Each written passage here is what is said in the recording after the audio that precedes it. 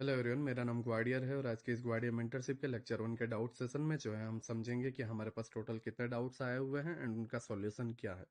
Now मेरी team जो है पिछले 2 वीक से आपके साथ गूगल मीट सेशन ले रही है एंड उस दरमियान जो है आपके सारे डाउट्स को समझने की कोशिश कर रही है एंड उन सभी डाउट्स को जो है उन्होंने एक समराइज बनाकर जो है मुझे दिया हुआ है। नाउ इस दरमियान जो है मेरे जो भी स्टाफ मेंबर्स थे उन्होंने ये कोशिश की कि आपके ऊपर जो है एक प्रेशर डाला जाए, वो ये है कि खुद से जो है आप डाउट सेशन सॉल्व करो। ठीक है, खुद से जो है आप अपने डाउट्स को सॉल्व करने की कोशिश करो और जब तक आप खुद सॉल्व नहीं कर पाते हो उसके बाद जो है आप हमारे ऊपर डिपेंड रहो। ये इसलिए ज़रूरी था क्योंकि एटलीस्ट यूज़र जो है अपने तरफ से कोशिश तो करें डाउट्स को समझने की, सॉल्यूशन निकालने की। उससे होता क्या है कि उनका माइंड जो है काफ़ी शार्प होता है, साथ ही साथ जो है वो लेक्चर्स को जो है और बेहतर तरीके से समझ पाते हैं एंड चार्ट के अंदर उनकी एनालिसिस बेहतर होती है। तो ये हमारे तरफ से एक तरीका था जिसके वजह से जो है हम आपकी हेल्प कर पाएँ खुद से जो है बिल्ड होने की। उसके बावजूद काफ़ी लोगों के डाउट्स जो हैं रह गए हैं एंड वो अपने डाउट्स जो हैं सॉल्व खुद से नहीं कर पा रहे हैं। मैं उन्हें बस इतना ही कहूँगा कि ये कोई बुरी बात नहीं है, ठीक है? अगर तुम खुद से डाउट सॉल्व नहीं कर पा रहे हो तो इसमें कोई भी बुरी बात नहीं है, तुमने एटलीस्ट कोशिश की। नाउ वो जो डाउट्स तुमसे सॉल्व नहीं हो रहे थे उसके लिए मैं बैठा हुआ हूँ एंड नाउ जो है मैं तुम्हारे सारे के सारे डाउट सॉल्व करूँगा। 2 वीक के दरमियान जो है मेरे पास टोटल 19 डाउट्स की एक लिस्ट आई हुई है एंड वो सभी के सभी डाउट्स जो है मैं सॉल्व करूँगा। ऐसे तो हर पर्सन के जो है अलग अलग डाउट्स रहते हैं। कोई 2 डाउट्स देता है, कोई 3 डाउट्स दे रहे हैं, कोई 5 डाउट्स दे रहे हैं। तो उसके हिसाब से जो है हमारे पास बहुत तरीके के डाउट्स हैं।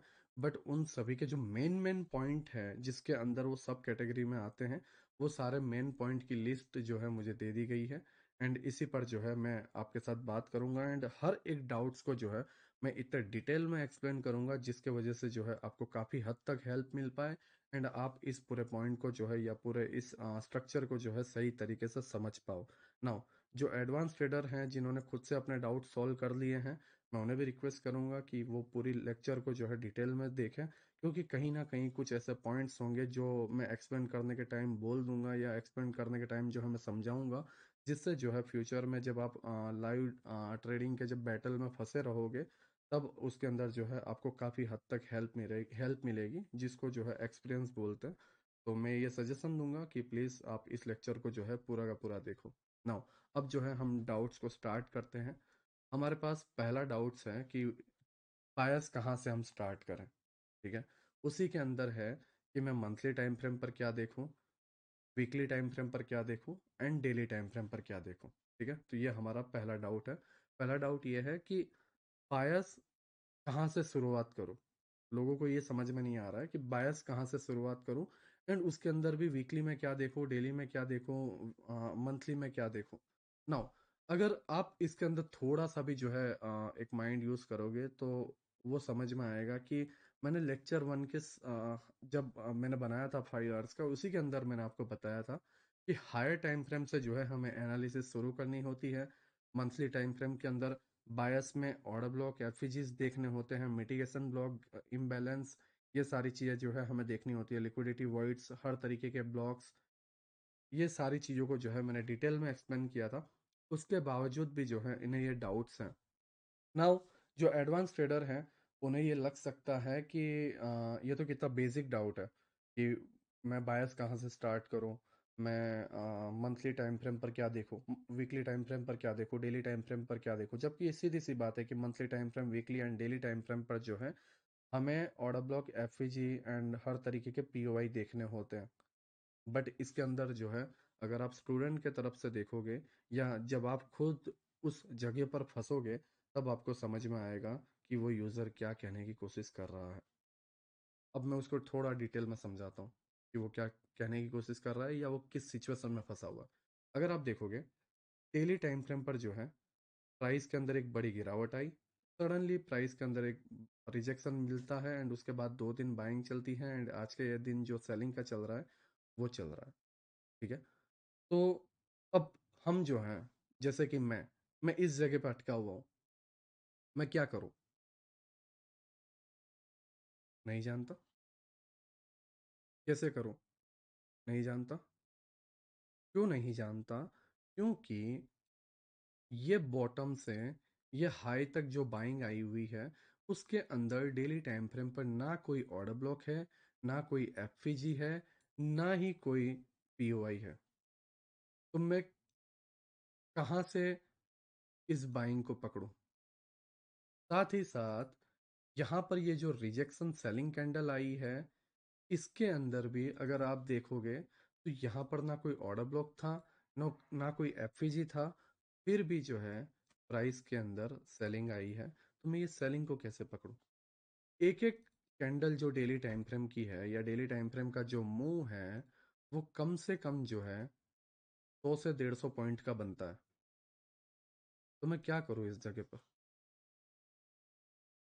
जब यूजर ऐसी जगह पर या स्टूडेंट ऐसी जगह पर फंसते हैं, तब ये बेसिक क्वेश्चन भी जो है उन्हें एडवांस लगने लगता है। इसका सिंपल तरीका है, वो ये है कि आप इसके अंदर देखो कि चीजें शुरुआत कहाँ से हुई है। आप समझ रहे हो मैं क्या कहने की कोशिश कर रहा हूँ? फिलहाल जो है मैं ये इंडिकेटर ऑफ कर देता हूँ ना। अगर आप यहाँ पर देखोगे, प्राइस नीचे तक गिरा एंड सडनली जो है इस जगह से एक रिजेक्शन आया। तो पहले ये देखो कि यहाँ पर रिजेक्शन क्यों आया। ओके, समझ गया। फिर क्या देखना है? रिजेक्शन आने के बाद ये किस जगह पर जाने की कोशिश कर रहा है, वो देखो। ओके, ये भी समझ गया। फिर भी ये क्यों जरूरी है? ये इसलिए जरूरी है कि नो डाउट आप आज इस जगह पर अभी लाइव चल रहे हो, बट आपको ये समझना जरूरी है कि पास्ट में क्या हुआ था। अगर आप ये नहीं समझोगे कि पास्ट में क्या हुआ था, तो अभी के जो सिचुएशन है उसको आप हैंडल नहीं कर पाओगे एंड आपको एक्यूरेट रिजल्ट नहीं मिलेगा। तो अब हम समझते हैं कि पास्ट में क्या हुआ था। सडनली प्राइस जो है नीचे की तरफ गिरा। इस जगह पर कहीं पर भी कोई ऑर्डर ब्लॉक नहीं था, ना कोई एफवीजी थी, ओनली लिक्विडिटी पॉइंट्स थे, लेकिन उनके बिलो जो है कैंडल क्लोज होते जा रही थी, तो लिक्विडिटी पॉइंट्स भी कोई वर्क नहीं हुए। इधर भी देखा जाए तो कोई ऑर्डर ब्लॉक नहीं था। तो यहां से जब गिरावट स्टार्ट हुई, तो इसका ऑर्डर ब्लॉक कहाँ था जहां पर जाके ये रुके? तो हम ध्यान से देखते हैं, इस जगह पर कोई ऑर्डर ब्लॉक नहीं है। तो ऑर्डर ब्लॉक है कहाँ? इस जगह पर। अब आप बोलोगे कि यहाँ पर आपने क्या देखा? यहाँ पर मैंने देखा एक एफवीजी एंड एक ऑर्डर ब्लॉक, साथ ही साथ एक ऑर्डर ब्लॉक एंड एफवीजी इस जगह पर भी है, एंड सबसे लास्ट वाला जो है ये था। ठीक है।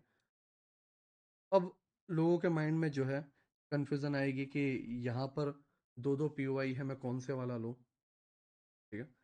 अभी मैंने जस्ट इतना बताया कि डेली टाइम फ्रेम पर आप ये देखो पास्ट में कि कहाँ से क्या हुआ है।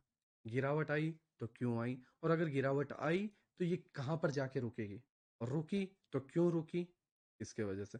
और अगर यहाँ से रिजेक्शन मिला भी है, यहाँ पर गिरावट रुक भी गई है और बाइंग स्टार्ट हुई है, तो ये बाइंग कहाँ पर रुकेगी? जब आपको पता चलेगा कि पास्ट में कहाँ से रिजेक्शन आया हुआ है, तो आपको समझ में आएगा कि वो रिजेक्शन कहाँ तक जाएगा। और ये जस्ट मैंने डेली टाइम फ्रेम पर होते हुए देखा। ठीक है। अब हम मंथ से स्टार्ट करते हैं। मंथली टाइम फ्रेम पर कैंडल कुछ इस तरीके से थी, कंटिन्यू भागते हुए जा रही थी। तो इस जगह पर ऑर्डर ब्लॉक और एफवीजी है कहाँ? सीधी सी बात है, इस जगह पर। ये मंथ का एफवीजी एंड ये मंथ का ऑर्डर ब्लॉक। ठीक है। तो मंथली टाइम फ्रेम पर पीओआई जो है कभी कभी ही देखा जाता है, ना कि हर बार। ठीक है, क्योंकि एक मंथ की कैंडल बनने में 28 से 30 दिन लगते हैं। तो ऐसे तो 2 या 3 महीने बाद मुश्किल से वो आपको एंट्री दे पाएगा। बट इसके थ्रू पता चलता है स्ट्रॉन्ग बायस कहाँ पर है और अगर नीचे जा रहा है तो कहाँ तक जा रहा है, आने वाले 2 महीने के लिए, 3 महीने के लिए, 4 महीने के लिए। बस इतना ही काम है। तो मंथली पे ज़्यादा कुछ देखना नहीं होता, बस एक जोन मार्क कर देना होता है। साथ ही साथ वीकली पर ये देखना होता है कि मंथली के पीओआई पर रिफाइन किया हुआ जोन कौन सा है। मतलब मंथली पर ये ऑर्डर ब्लॉक है तो इसके अंदर वीकली में कौन सा ऑर्डर ब्लॉक लास्ट है। तो अगर हम देखें तो ये वाला order block and FVG last है। मतलब मैंने मंथली पीओआई को रिफाइन कर दिया।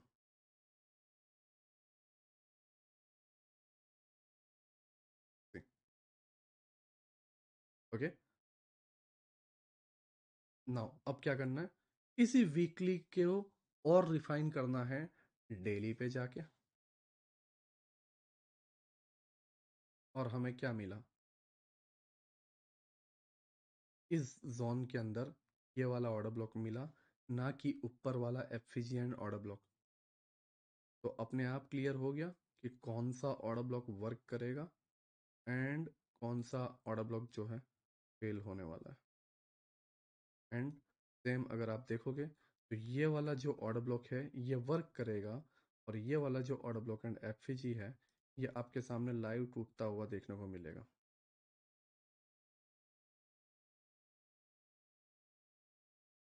ये टूट गया। तो मैग्नेट पॉइंट ये था, प्राइस यहाँ तक अट्रैक्ट हुआ। अब इस जगह के बाद जो है यहाँ से रिजेक्शन मिला। अब लोग ये पूछते हैं कि ओके, हमने मंथली कैसे देखना है वो समझ लिया, वीकली कैसे देखना है वो समझ लिया, डेली कैसे देखते हैं वो समझ लिया, अब क्या। सीधी सी बात है, सेम प्रोसेस 1 आवर तक करते जानी है ना। अभी मैं ये सारी चीज़ें डिटेल में बताऊं उससे पहले ये समझना है कि ये पॉइंट तो मैंने रिजेक्शन के लिए बता दिया, ये जो गिरावट थी उसके लिए क्या, उसके लिए भी सेम प्रोसेस करनी थी। 1 वीक पर आओ, ठीक है, प्राइस इस वीकली टाइम फ्रेम से रिजेक्ट होकर अपसाइड गया एंड ये वीकली कैंडल सेलिंग की बनी। तो हमें आइडिया आ गया कि यहाँ पर कहीं ना कहीं कोई रिजेक्शन है एंड वो रिजेक्शन के बाद जो है यहाँ पर डेली का एक एफजी बन जाता है एंड प्राइस इसको टैप करके गिर गया। ओके, ये गिर रहा है तो कहाँ तक गिरेगा, क्या यहाँ पर कोई ऑर्डर ब्लॉक है? हाँ, लेकिन वो इसको टैप करने से पहले यहीं पे टैप हो गया था। मतलब ये जो ऑर्डर ब्लॉक था वो ऑलरेडी टैप हो चुका है। टैप हो चुका है मतलब अब ये वर्क नहीं करेगा, लो प्रोबेबिलिटी है। प्राइस ऊपर गया तो ये एक ही बार टैप हुआ, मतलब यह हाई प्रोबेबिलिटी है एंड प्राइस इसको रिजेक्ट कर देता है नीचे की तरफ। तो यहाँ से गिरा लेकिन रुकेगा कहाँ पर, अब ये तो लो प्रोबेबिलिटी वाला ऑर्डर ब्लॉक है, ये ऑलरेडी टैप हो चुका है। तो कौन सा ऑर्डर ब्लॉक बचा, सीधी सी बात है, हमने रिफाइन करके निकाला वो ये वाला। इसके पहले कोई ऑर्डर ब्लॉक नहीं है जो वर्क करेगा एंड इससे पता चलता है प्राइस यहाँ से यहाँ तक जाएगा। अब यहाँ से रिजेक्शन मिला है तो कैसे क्या होगा, सीधी सी बात है, वीकली टाइम फ्रेम पर आपको रिजेक्शन मिला है तो प्राइस इस जगह पर जाने की कोशिश करेगा, 4800, 4900। डेली में अगर हम रिफाइन करें तो डेली में हमें दिखता है इस जगह पर एफईजी, ठीक है, उसके अलावा और कहीं पर भी पहले एफईजी नहीं है। हाँ, हल्का सा एक यहाँ पर वॉल्यूम इम्बैलेंस है जहाँ से प्राइस रिजेक्ट करने की कोशिश कर रहा है। वॉल्यूम बैलेंस मीन्स दो कैंडल के बीच की विक जहां पर बॉडी ना हो, ठीक है, इसको वॉल्यूम बैलेंस बोलते हैं। ओके, तो अब हमने ये देखा कि प्राइस बॉटम से अप साइड में जाने की कोशिश कर रहा है, यहाँ पे वॉल्यूम बैलेंस है और यहाँ पर ये है। साथ ही साथ हमने 4 आवर में अब देखा, अब काम आता है 4 आवर में आने का। समझ रहे हो मैं क्या कह रहा हूँ? जब रिजेक्शन पॉइंट टैप हो जाता है उसके बाद हमारा काम होता है 4 आवर पे आना। अब 4 आवर में हमारे पास क्या क्या एनालिसिस है, ये रिजेक्शन पॉइंट है, यहाँ पर डेली का वॉल्यूम बैलेंस पॉइंट है जो टैप नहीं हुआ है, ठीक है, ठीक है। नाउ दूसरा एंड पॉइंट हमारे पास कुछ इस तरीके से, ठीक है, ये भी ठीक है। अब हम 4 आवर से 1 आवर में आएंगे। अब हम देखेंगे कि यहाँ पर और क्या क्या है। यहाँ पर एक ये ऑर्डर ब्लॉक है, दूसरा ये वॉल्यूम बैलेंस डेली का है वो, लेकिन यहाँ पर 1 आवर में कुछ नहीं है बट 4 आवर में वॉल्यूम बैलेंस है, ठीक है। तो हम इस पॉइंट को रहने देंगे, हाई प्रोबेबिलिटी जोन ये वाले को मानेंगे। नाउ आप देखोगे इस ऑर्डर ब्लॉक को एक ही बार में तोड़ दिया। अब यहां से जो सेल करेगा उसका क्या होगा? और यहां पर ऑर्डर ब्लॉक ना होते हुए भी परफेक्ट वर्क कर गया। ऐसा क्यों? सिंपल सा रीजन है, हाई टाइम फ्रेम का पीओआई यहां पर था और ये वाला पीओआई डिस्प्लेसमेंट आ रहा था, उसके बीच में आ गया। सीधी सी बात, जब एक गन यहां से फायर की जाती है तो उसके बीच में आने वाले जो भी एलिमेंट हैं वो टूटेंगे। लेकिन ध्यान रखने वाली बात यह है कि ये केस में rejection point daily time frame पर बहुत पास में वॉल्यूम बैलेंस था। कई बार डेली टाइम फ्रेम पर ऐसे पीओआई नहीं होते हैं, तो उस केस में 1 आवर के पीओआई को रिजेक्शन बना के फिर नीचे आके टैप करके फिर एक्चुअल मूव आ, तो उस केस में ये वर्क करता है। बट अभी हमारे पास डेली टाइम फ्रेम का रिजेक्शन पॉइंट बहुत पास में था, एंड ये पीओआई जो है जब टैप होने आया तो उस दरमियान 1 आवर का नीचे कोई ऑर्डर ब्लॉक बना नहीं था। ऑर्डर ब्लॉक बनने के लिए एक और कैंडल चाहिए जो इस जोन के ऊपर निकल गई, एंड फिर यहाँ पर एक ऑर्डर ब्लॉक बाइंग का बना। क्योंकि अगर ये ऑर्डर ब्लॉक बनता ही नहीं तो प्राइस इसको अगर रिजेक्शन ले भी लेती तो प्राइस कहाँ जाती? नीचे। क्यों? क्योंकि यहाँ पर तो ऑर्डर ब्लॉक बना ही नहीं। और उससे होगा क्या? ये डिस्प्लेसमेंट फेक कहलाया जाएगा, जो कि है ही नहीं। बट यहाँ पर अगर आप देखोगे तो यहाँ पर ऑर्डर ब्लॉक बन गया, और इस केस को निकाल के यहाँ पर देखें तो इस केस में जो है रिजेक्शन मिलेगा भी तो भी हमारे पास ऑर्डर ब्लॉक एंड एफईजी है। मतलब यहाँ से रिजेक्शन होके प्राइस नीचे आएगा भी तो भी यहाँ से चला जाएगा। ये प्राइस आया और ये प्राइस गया। ये आज ही, ये हाल ही के दिनों का है, ठीक है, 25 मार्च का, 1-2 दिन का ही है। और मैं पिछले 2-3 साल से जो है स्टडी करवा रहा हूँ, एंड हर बार मैं ये प्रूव करता हूँ कि ये वर्क करता है, ये सारी चीज़ें वर्क करता है। बट हम समझ नहीं पाते कि यहाँ से रिजेक्शन होगा या यहाँ से रिजेक्शन होगा। क्यों? क्योंकि हमारे हायर टाइम फ्रेम जो है हमसे मिस हो जाते हैं। नाउ अगर आप यहाँ पर देखोगे तो वो ये है कि हमने पहले क्या किया। जैसे हमारे पास एक डाउट आया था कि मैं बायस कहाँ से स्टार्ट करूँ। तो बायस जो है, आप वीकली टाइम फ्रेम और मंथली टाइम फ्रेम में एक पीओआई निकाल के, अगर वो बहुत दूर है, जैसे कि ये मंथली और वीकली बहुत दूर था, बट वो यूज़र जिसको डाउट है वो अभी इन इस जगह पर है, तो बायस निकालने के लिए वो 1 2 3 4 5 6 7 इस तरीके से 10-12 दिनों का इंतजार थोड़ी करेगा कि मैं 12 दिन बाद ट्रेडिंग चालू करूंगा। तो उस केस में क्या किया जा सकता है? डेली टाइम फ्रेम पर आकर बायस समझा जाता है। कैसे? मान लो कि वो इस जगह पर था, चलो कट कर दिया, इस जगह पर था, इट सारी ड्राइंग भी रिमूव कर दी। अब वो ये गिरावट में है, तो क्या किया जाए? ठीक है, गिरावट है तो कहाँ रुकेगी? ओके, नीचे वाले ऑर्डर ब्लॉक तक। इसके नीचे कोई ऑर्डर ब्लॉक है? नहीं। इधर है? नहीं। इधर है? नहीं। इधर है? नहीं। तो यहीं से रिजेक्शन मिलेगा। ओके, रिजेक्शन मिल गया। नाउ रिजेक्शन मिलने के दरमियान यहाँ पर एक एफईजी क्रिएट हो गया, तो क्या ये टूटेगा या नहीं टूटेगा? इसका सिंपल आंसर है कि पास्ट में क्या हुआ। पास्ट में हुआ ये कि एक आखिरी ऑर्डर ब्लॉक बचा था, वो भी टैप हो चुका है। साथ ही साथ वो ऑर्डर ब्लॉक टैप के दरमियान बहुत बड़ी सेलिंग आई थी, एंड उसके बीच में ये गैप क्रिएट हुआ है। तो अगर प्राइस ऊपर जाता भी है और ये एफईजी टैप होता भी है, और टैप होने के बाद अगर ये गिरा, तो इसको रोकने के लिए इस पूरे जगह पर कोई ऑर्डर ब्लॉक नहीं है। मतलब सीधी सी बात है, यहाँ से गिरेगा और नीचे तक जाएगा। अब नीचे कहाँ तक जाएगा वो तो मैंने आपको बता दिया, डेली वीकली और मंथली रिफाइन करके।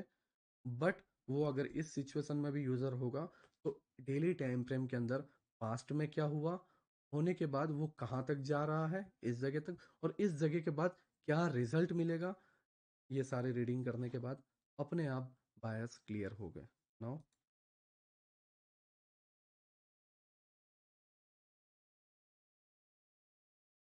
तो ये सारी चीजें जो है तुम तभी समझोगे जब तुम ये देख पाओगे कि पास्ट में क्या हुआ है, करने क्या जा रहा है, एंड अगर करने जा रहा है तो उसके बाद रिजल्ट कहाँ तक मिलेगा।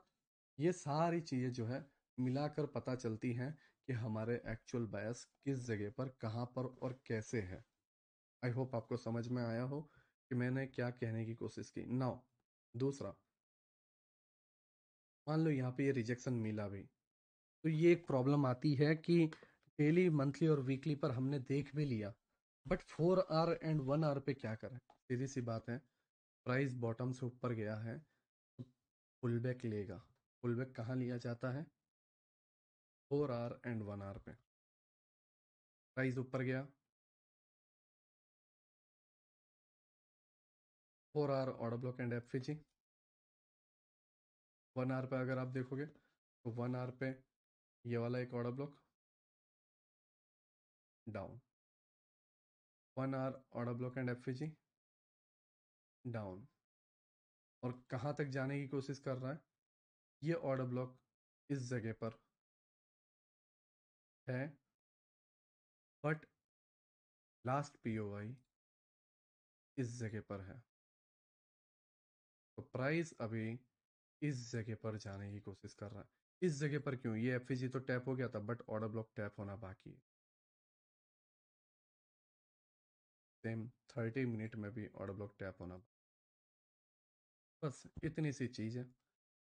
जब एक डायरेक्शन से रिजेक्शन मिलता है और डिस्प्लेसमेंट आता है तो एक पुल बैक आता है, फिर डिस्प्लेसमेंट आता है, फिर पुल बैक आता है, और पुल बैक डन होने के बाद फिर डिस्प्लेसमेंट आ जाता है।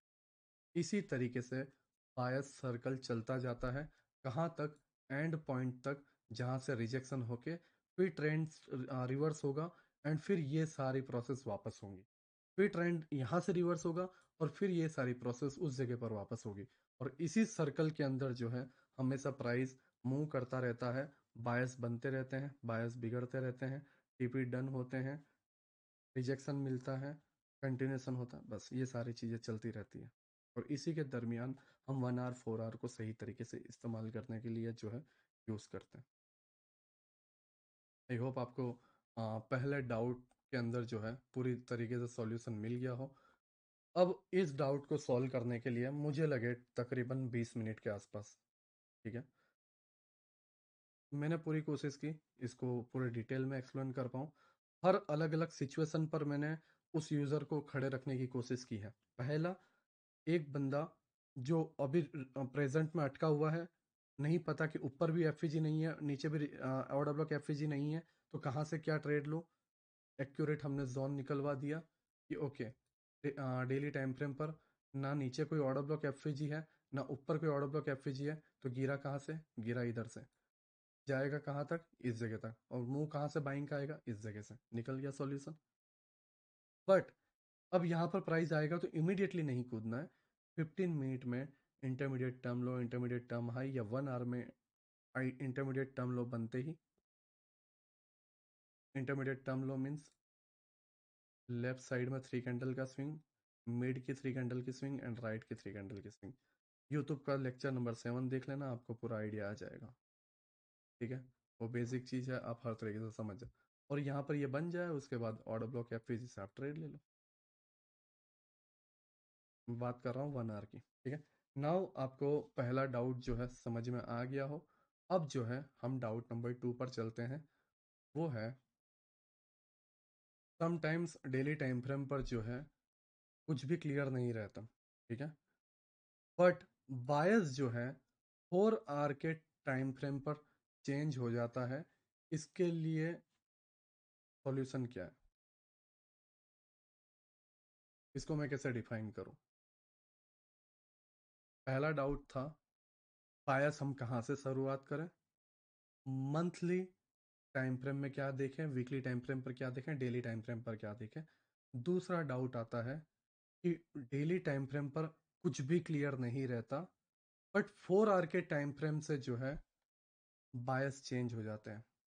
मैं इसमें एग्री करता हूँ। एंड हाल ही में जैसा मैंने एग्जांपल बताया, डेली टाइम फ्रेम पर क्लियर नहीं है यहाँ पर, जबकि हल्का क्लियर था कि यहाँ से रिजेक्शन मिला, और यहाँ से डेली टाइम फ्रेम पर क्लियर नहीं था कि क्यों रिजेक्शन मिला।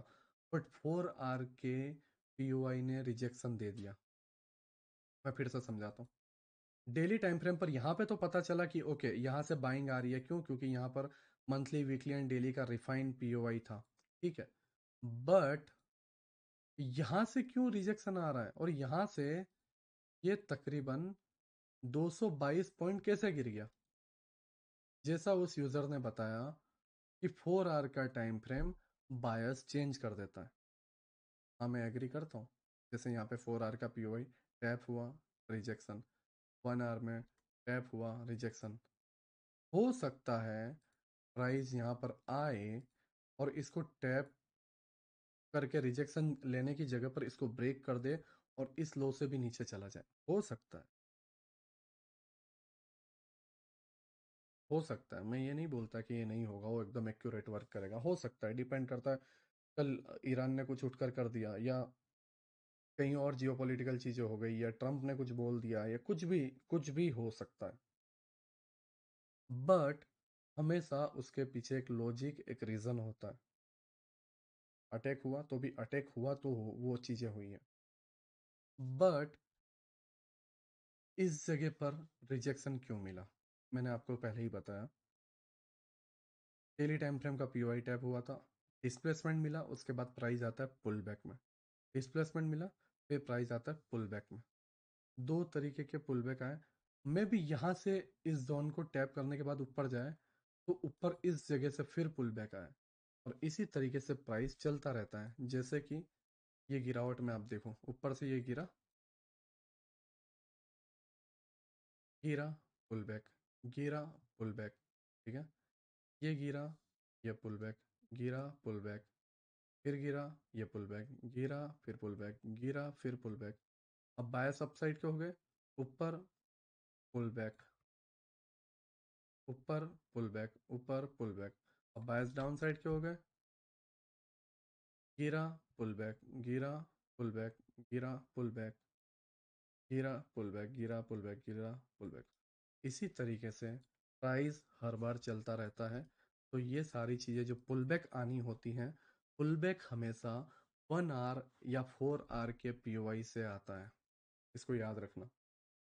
पुल बैक हमेशा 1 आवर या 4 आवर के पीओआई से आता है। आई होप आपको ये समझ में आया हो। दूसरा, भाई ने जैसे ये बताया कि डेली टाइम फ्रेम के अंदर कुछ क्लियर नहीं रहता, बट 4 आवर का टाइम फ्रेम बायस चेंज कर देता है। उसके लिए मैं एक चार्ट का एग्जांपल लूंगा, जिससे मैं उस यूजर को या बाकी सभी को जो है बेहतर तरीके से एक्सप्लेन कर पाऊँ। जैसे कि इस जगह पर ऐसा कोई कंडीशन है नहीं, ठीक है, बट यहाँ पर कुछ है जो उससे एग्जैक्ट सिमिलर तो नहीं है, बट कुछ हद तक है। इस जगह पर पीओआई टैप हो चुका है, प्राइस ऊपर भी गया, और वहां पर एक एफएजी भी बना दिया। लेकिन ये डे के बाद नेक्स्ट डे एफएजी को टैप करना चाहिए था, तो यहाँ पे ये पुल बैक आ गया। क्यों? 4 आवर पे चलते हैं। जैसा भाई ने बताया, 4 आवर का टाइम फ्रेम बायस चेंज कर देता है। 4 आवर का एफएजी टैप और बायस डाउन। मैं उस पर्सन से यही कहना चाहूँगा कि मैं तुम्हारे डाउट को बहुत बेहतर तरीके से समझता हूँ, इसीलिए मैंने इसके पहले ही जो है तुम्हारे डाउट को ख़त्म नहीं कर दिया। मैं जानबूझकर जो है पूरे डिटेल में जा रहा हूँ। एंड तुम्हें जो सिचुएशन फील हो रही है, तुम्हें जो प्रॉब्लम फील हो रही है, उसके हिसाब से मैं एक्यूरेट उस तरीके का चार्ट पैटर्न निकाल के भी तुम्हें दिखाने की कोशिश कर रहा हूँ, जिससे मैं ये तुम्हें समझा पाऊँ कि ये क्यों होता है। ठीक है। नाउ अब हम समझते हैं कि ये क्यों होता है।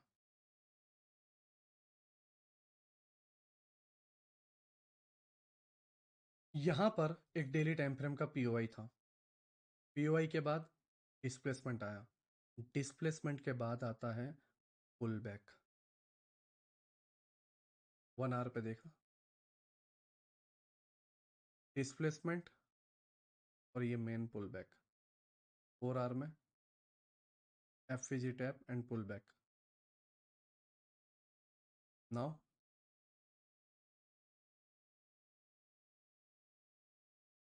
अब एफवीजी पे गया। अब यहाँ पर ध्यान से ये देखना कि अगर ये पुल बैक नहीं लेता प्राइस, ये जो पुल बैक की शुरुआत कहाँ से हो रही है, इन 3 कैंडल से।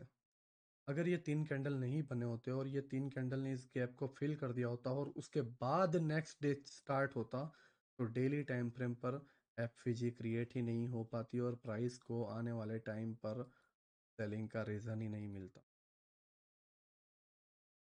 हर एक चीज किसी ना किसी मीनिंग के वजह से होती, हर एक चीज। दूसरा, ये चीज हमेशा दिमाग में डाल लो कि जब भी daily time frame sir displacement आएगा, उसके बाद वहां से पुल बैक आना जरूरी है। उसके बाद ही कंटिन्यूशन मूव आएगा। और पुल बैक कहाँ तक आता है, डिस्प्लेसमेंट जहां से मिला है, डिस्प्लेसमेंट के बॉटम से टॉप तक के अंदर लास्ट वाले पीओआई तक। ठीक है।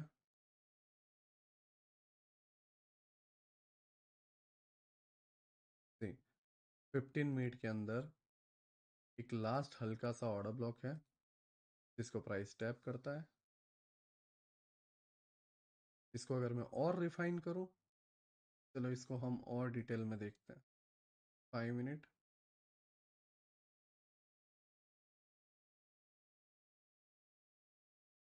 5 मिनट में इतना कुछ खास ऑर्डर ब्लॉक वगैरह है नहीं, बट 15 मिनट में यहाँ पर आपको दिख जाएगा।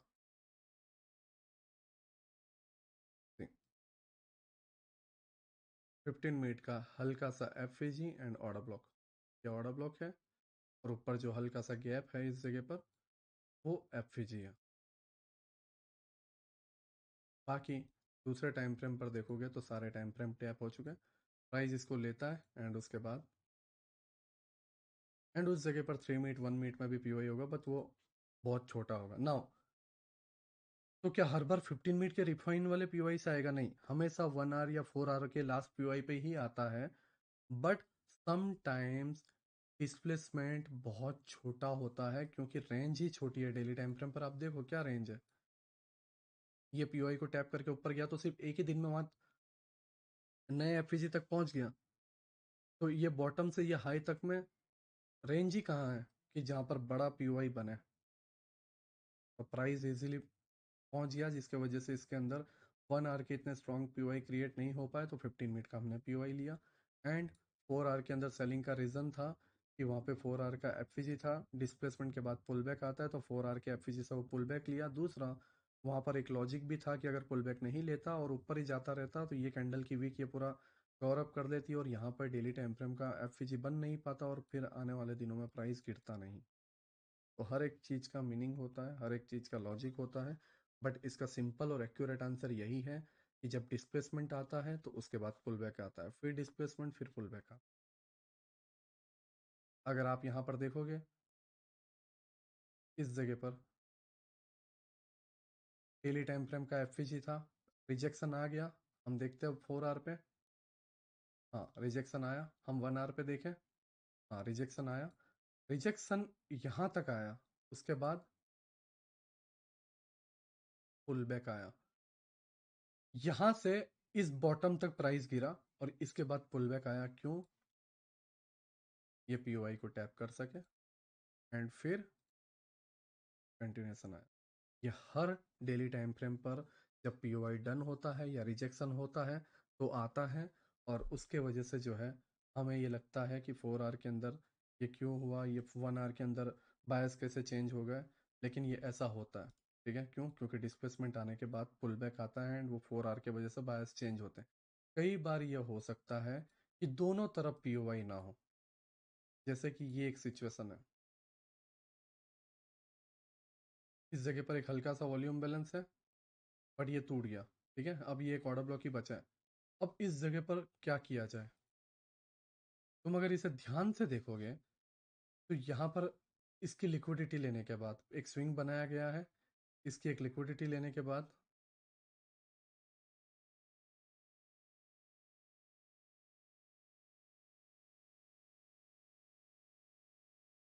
ओके, लिक्विडिटी लेने के बाद प्राइस नीचे की तरफ गिर रहा है। कहाँ तक?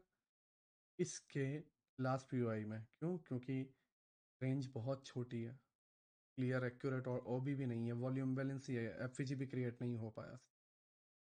तो ये सारी चीज़ें जब ध्यान से देखोगे तो आपको आंसर समझ में आएगा कि ओके, लिक्विडिटी ग्रैब, उसके बाद डिस्प्लेसमेंट, एंड डिस्प्लेसमेंट के बाद ये pull back, and pull back के बाद बायस ऊपर नहीं जाएगा, इस तरीके से डाउन आएगा। कहाँ तक?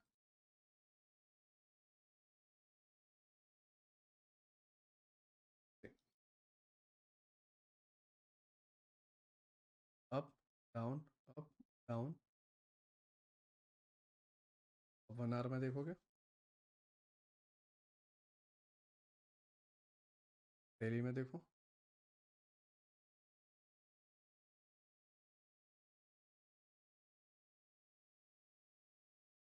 प्राइस डाउन, एंड इसकी लिक्विडिटी ग्रैब, 4 आवर का पीओ, एंड फिर अप। तो ऐसी चीज़ें कई बार होती है, कई बार पूरे वीक तक जो है हमारे पास न्यूज़ नहीं रहती। तो इस तरीके के जो है ट्रैप, इस तरीके के जो है रेंज बनते हैं।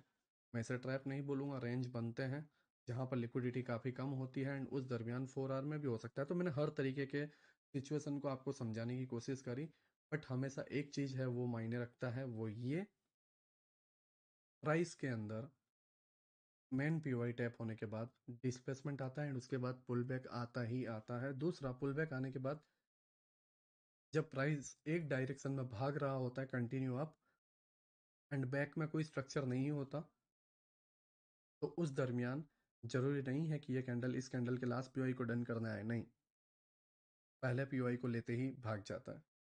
तो वहाँ पे फर्स्ट लाइन ऑफ डिफेंस, ये सारी चीज़ें यूज़ होती रहती हैं, बट हम ये बाद में समझेंगे। बट हमारा जो मेन जो डाउट था वो ये था कि बायस हम कहाँ से शुरुआत करें, मंथली, डेली एंड वीकली बायस में क्या देखें।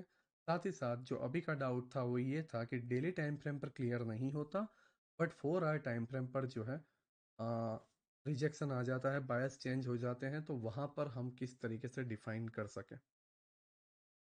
नाउ हमारे पास जो है थर्ड नंबर का जो डाउट है वो ये है कि स्टूडेंट्स जो है intermediate term high and intermediate term लो है, वो इनकरेक्टली मार्क कर रहे हैं। ठीक है, अब यहाँ पर मेरी टीम ने मुझे ये बताया है कि उन्हें क्लियरली एक्सप्लेन करो कि इंटरनल एंड एक्सटर्नल स्ट्रक्चर क्या होता है, एंड उसे किस तरीके से मार्क किया जाता है। देखो, आईटीएल आईटीएच को लेकर मैं बायस में ऑलरेडी समझा चुका हूँ लेक्चर में कि कैसे मार्क करते हैं। Third number and fourth number का डाउट जो है मैं साथ में ले लेता हूँ। फोर्थ नंबर में भी लिखा हुआ है कि people are not able to combine ITH and ITL with bias. ठीक है, बायस को आईटीएल आईटीएच के साथ कंबाइन नहीं कर पा रहे। दूसरा, इंटरनल एक्सटर्नल स्ट्रक्चर के अंदर जो है आईटीएल आईटीएच सही से मार्क नहीं कर पा रहे।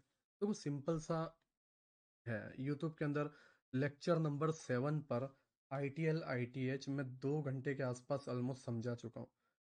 किसी भी यूट्यूबर ने इतना टाइम नहीं दिया होगा उस टॉपिक को, इवन आईसीटी ने भी नहीं, बट मैंने इसको इतने डिटेल में समझाया, उसके बाद भी अगर वो नहीं समझ पा रहे हैं, तो मैं अगर यहाँ पे 20 मिनट में भी वो 2 घंटे का पूरा लेक्चर समझा दूंगा तो भी समझ में नहीं आएगा।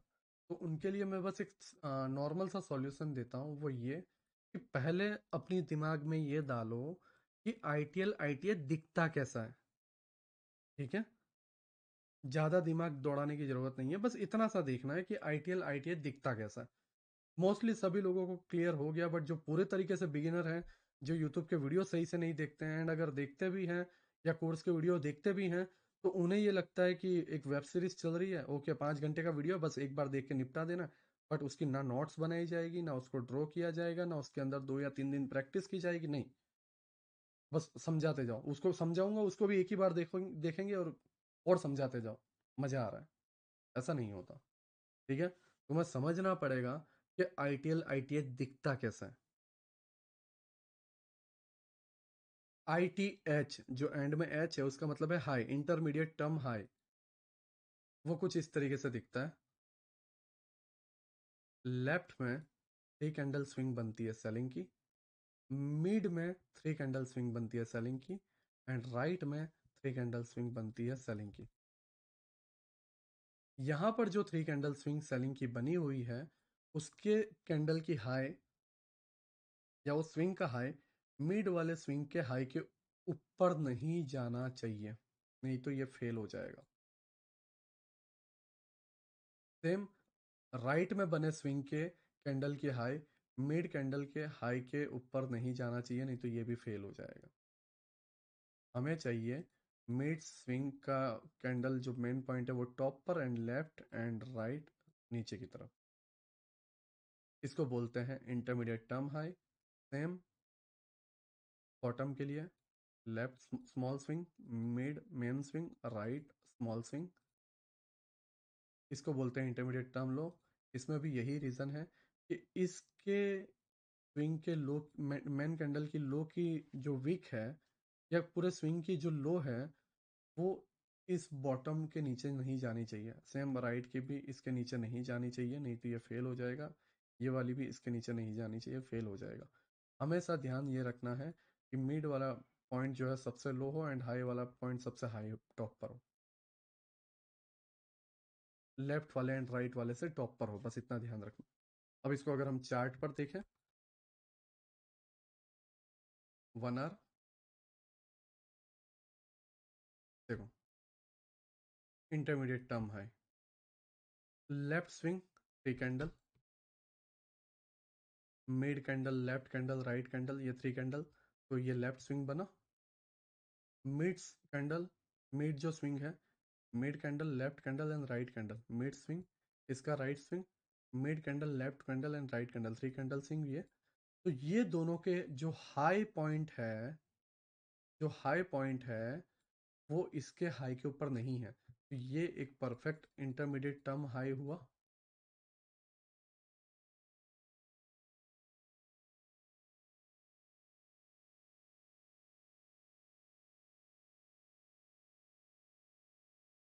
And intermediate term low. See, इस जगह पर इस कैंडल की विक ने इस स्विंग के नीचे आ गया, मतलब ये मिड स्विंग, ये राइट स्विंग एंड ये लेफ्ट स्विंग। ठीक है, left mid and right intermediate term low.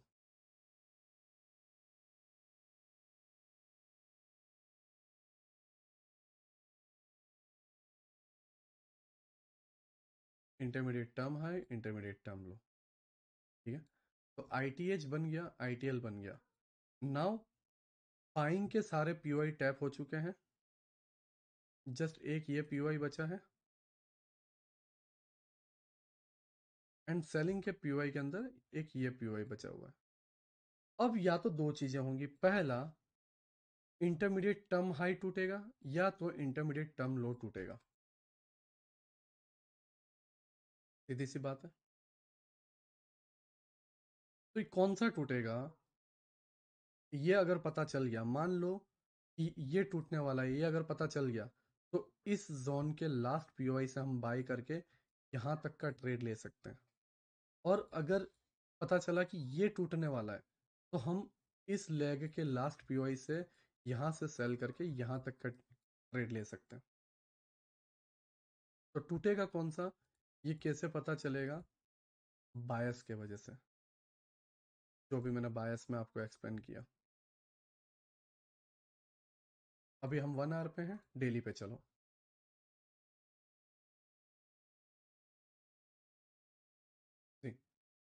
Daily के ऊपर इसकी लिक्विडिटी ग्रैब की है, तो प्राइस अब नीचे POI नहीं है तो किसकी लिक्विडिटी ग्रैब करेगा? सीधी सी बात है, डेली टाइम फ्रेम के ये 3 कैंडल स्विंग की। अब 1 आवर पे हम गए, तो इसकी लिक्विडिटी ग्रैब करने वाला है। इंटरमीडिएट टर्म लो हमें यहाँ पता चल गया, इंटरमीडिएट टर्म हाई यहाँ पता चल गया। अब हमें देखना है कि ये वाला POI या ये वाला POI ना। ये यहाँ से सेल के लिए मिला, प्राइस जाएगा इसके बॉटम पे, ये ट्रेड हो गया।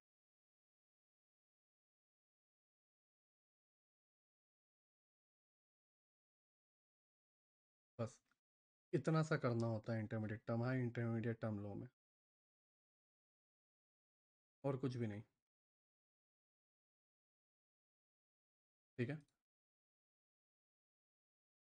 ITL ITH अगर आपको सही से मार्क करना है, मैं आपको अभी भी बोल रहा हूँ कि मैं वही चीज़ जो यूट्यूब के लेक्चर नंबर 7 में मैंने समझाई है या 8 में मैंने जो समझाई है ITL ITH वाला, वही चीज़ अगर मैं वापस यहीं पे समझाऊंगा और वही चीज़ आप वैसे ही देखोगे तो आपको नहीं समझ में आने वाला। मैं हर एक पॉइंट में, हर एक जगह पर, जैसे ये बायस था, ये एक चीज़ें थी, ओके ये समझ में आती है कि यहाँ पर बहुत सारे डाउट रह सकते हैं, बट स्ट्रक्चर मैपिंग, वो चाहे बॉस चौक हो या ITL ITH हो, वो बहुत कॉम्प्लिकेटेड होता है, और उसको बहुत डिटेल में एक्सप्लेन करने के बाद भी अगर कोई नहीं समझता तो उसे पॉसिबल ही नहीं कि समझाया जा सके।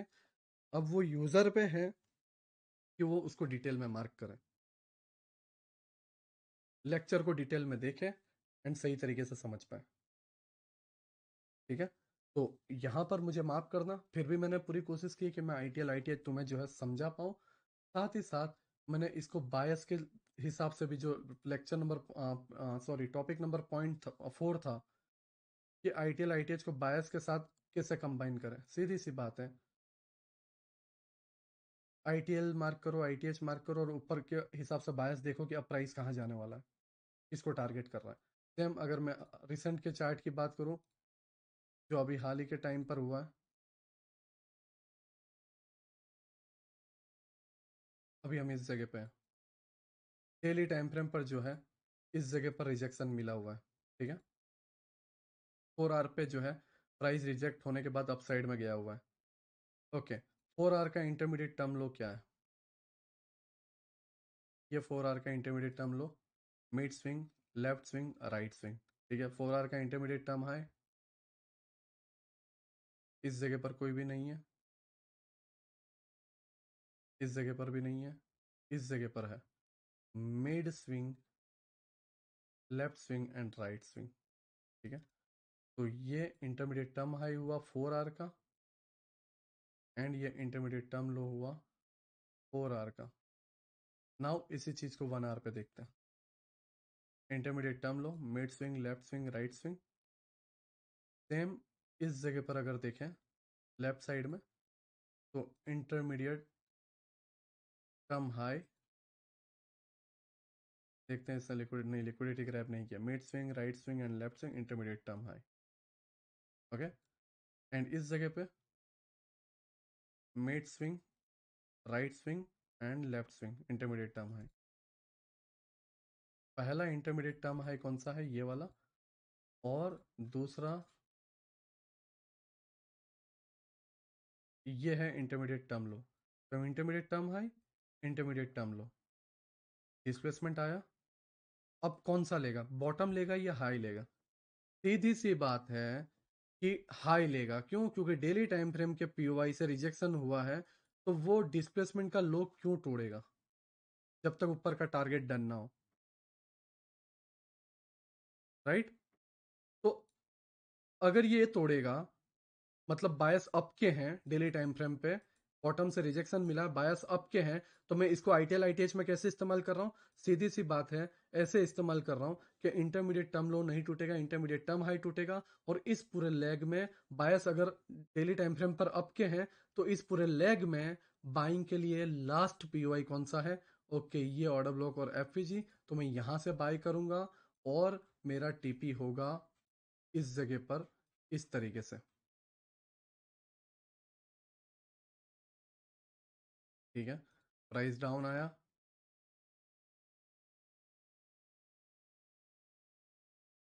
और ये इंटरमीडिएट टर्म हाई डन हो गया। सेम इंटरमीडिएट टर्म हाई यहां पर था, अब मैं नए इंटरमीडिएट टर्म हाई के बनने की वेट करूंगा। मिड स्विंग, राइट स्विंग, ठीक है, एंड यहाँ पर लेफ्ट स्विंग, एंड बॉटम में mid swing, right swing and left swing, intermediate term low. Now ये इसको लेने की कोशिश कर रहा है, क्यों? क्योंकि बायस 4R से रिजेक्ट होकर और 1R के इस पीओआई से रिजेक्ट होकर इस पीओआई पर नहीं, बट इस पीओआई पर है। तो अब मैं कैसे समझूं कि ये पीओआई टूटेगा ही टूटेगा? सीधी सी बात है, इसके बिलो बॉडी क्लोज हो जाए तो श्योर है, मॉर्निंग तक क्लियर भी हो जाएगा। एंड ये ऑलमोस्ट तोड़ ही चुका है, बस लिक्विडिटी ग्रैब की है। दूसरा, अक्सर ऐसा होता है कि इस जगह पर ऑर्डर ब्लॉक रह जाते हैं।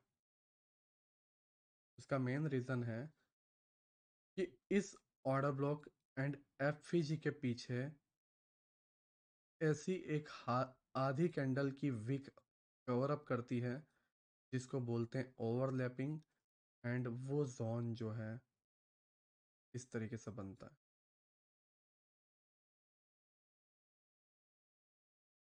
इसके वजह से ये रह जाता है। बट लेट से इसके बिलो अगर ऑर्डर ब्लॉक क्लोज कर गया तो ये ऑर्डर ब्लॉक को लेके जाएगा। अगर ऑर्डर ब्लॉक क्लोज नहीं कर रहा है तो इसका मतलब यह है कि इसकी लिक्विडिटी लेके ऊपर निकल जाएगा। बट ऐसे केसेस में ज़्यादातर यही होता है कि प्राइस इसको लेकर जाए। तो अभी फिलहाल इंटरमीडिएट टर्म लो हमारा टारगेट है। ठीक है। समटाइम्स तुम सही से सारी चीज़ें ना मार्क कर पाओ, समटाइम्स तुम गलत हो। तुमने सोचा कि इंटरमीडिएट टर्म लो टूटेगा, बट टूट जाएगा यहाँ से, मे बी अपसाइड बाउंस आके इंटरमीडिएट टर्म हाई। तो उसका सॉल्यूशन क्या है?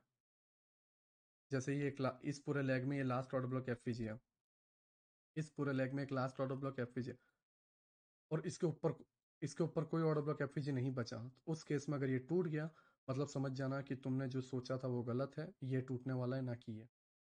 लेकिन किस केस में?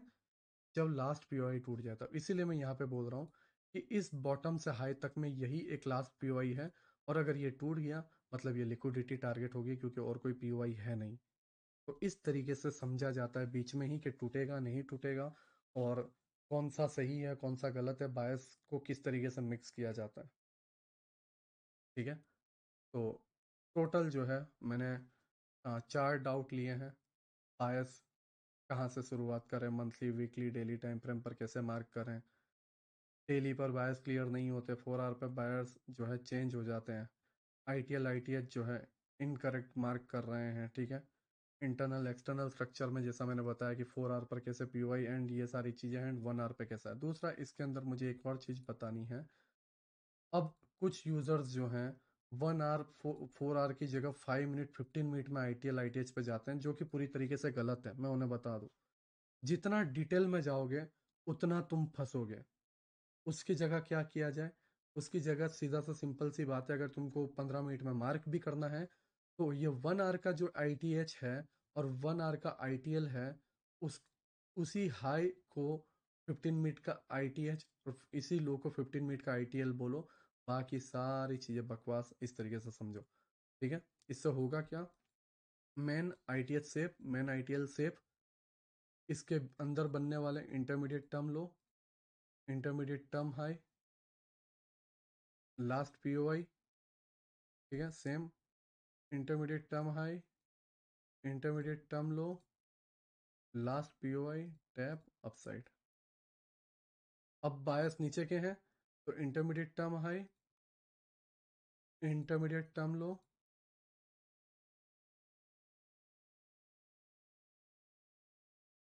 1 hour last POI, sorry 15 minute last POI, 15 minute last POI, 15 minute last POI, इस जगह पर ये वाला जोन, और इस तरीके से आपको ट्रेड मिलते जाएंगे। बट मैं ऑनेस्टली बोलूँ, 15 मिनट के अंदर तुम पहले ही दिन से जस्ट बायस का एक लेक्चर देखकर और आईटीएल आईटीएच को देखकर आ जाओगे, नहीं समझ में आएगा।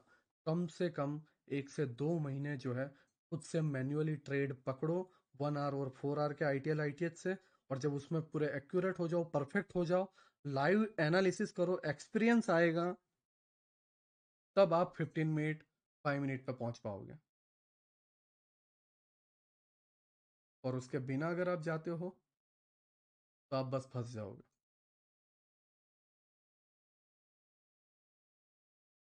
ठीक है। मैंने ऑलमोस्ट सारी ड्राइंग जो है रिमूव कर दी है। हमारे जो है 4 डाउट सॉल्व हुए हैं, 5वें नंबर का डाउट है हमारा कुछ स्टूडेंट्स जो हैं ये समझ नहीं पाते कि वैलिड और इनवैलिड ऑर्डर ब्लॉक कौन सा है, स्ट्रॉन्ग और वीक ऑर्डर ब्लॉक कौन सा है। ये दोनों एक ही चीज है।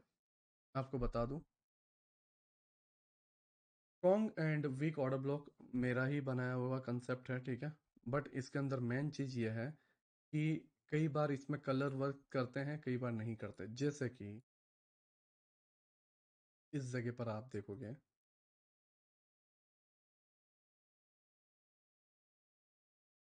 प्राइस ऊपर गया और जो हाई बनाया वो ऊपर गए कैंडल का जो लैग है, ऊपर गई जो कैंडल्स की जो लैग है, मतलब ग्रीन कैंडल्स के लैग हैं, तो ग्रीन कैंडल ने ही हाई बनाया, ना कि इसके बगल में जो सेलिंग कैंडल आई उस कैंडल ने इस कैंडल के हाई की लिक्विडिटी ग्रैब करके फिर नीचे गया है।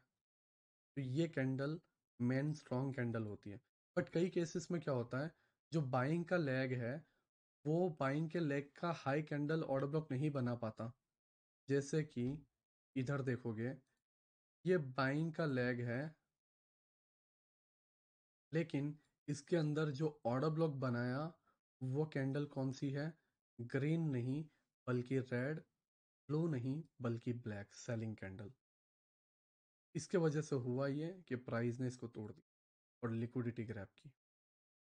ऐसे कैंडल्स जब बनते हैं तो ऑर्डर ब्लॉक की जगह, ऑर्डर ब्लॉक को टैप करने की जगह ऑर्डर ब्लॉक की लिक्विडिटी हंट करना जो है प्राइस ज्यादा प्रीफर करता है, ठीक है। सेम अगर आप यहां पर देखोगे, इस जगह पर प्राइस गया, रिजेक्ट हुआ, ठीक है। इस पर इसने लिक्विडिटी ग्रैब नहीं किया, यहाँ पर भी आके लिक्विडिटी ग्रैब नहीं किया, रिजेक्ट हुआ, नीचे का ये बायस डन किया और ऊपर बायस इसकी इतनी ही थे इसलिए। ये सेलिंग के अंदर है। सेलिंग के पीयूआई में जो सेलिंग लेग रेड और ब्लैक कलर का है उसके अंदर ऑर्डर ब्लॉक ग्रीन कलर या ब्लू कलर की ही होनी चाहिए, उसको बोलते हैं स्ट्रॉन्ग पीओआई। सेम बाइंग के लिए कैंडल का कलर, देखो सेलिंग का पीओआई जो है, प्राइस नीचे गिरा तो ये सेलिंग ऑर्डर ब्लॉक है। सेलिंग ऑर्डर ब्लॉक ग्रीन या ब्लू कलर का होना चाहिए। बाइंग ऑर्डर ब्लॉक ब्लैक या रेड कलर का होना चाहिए। जैसे प्राइस गिरा, ठीक है, मैं आपको बताता हूँ सही, जो एकदम क्लीन दिखे।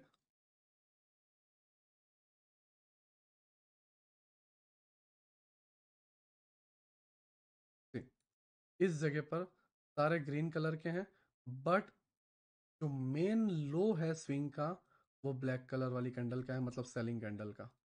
तो ये बाइंग पीओआई हुआ। दूसरा अगर मैं आपको बताऊं,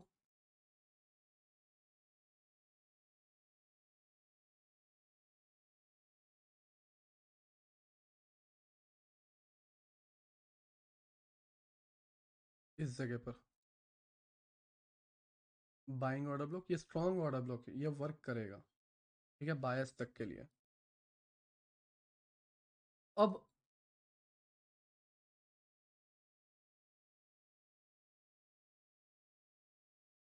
यहाँ पर ब्लैक ऑर्डर ब्लॉक है, ये वाला मैन कैंडल टैप वर्क किया, ठीक है। मैं लेटेस्ट में आपको बताता हूँ अभी के सिचुएशन में, जिससे आप और बेहतर तरीके से समझ पाओ।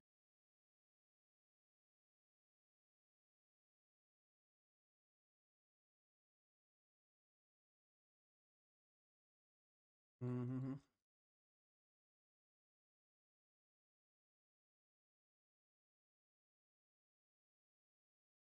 फिलहाल जितने भी थे सारे के सारे मैंने आपको बता दिए। इस जगह पर देखो सेलिंग कैंडल ग्रीन वाला ऑर्डर ब्लॉक है ना, ग्रीन वाली कैंडल ही हाई है एंड इसी ने ऑर्डर ब्लॉक बनाया, तो ये परफेक्ट वर्क किया। प्राइस डाउन आया तो इसका जो लो है इस स्विंग का वो सेलिंग कैंडल का लो है, see? ये परफेक्ट वर्क किया। बट हाँ, इसके अंदर अब आपको समझ में आ गया कि buying order block red colour या ब्लैक कलर का होना चाहिए और selling order block green colour या ब्लू कलर का होना चाहिए।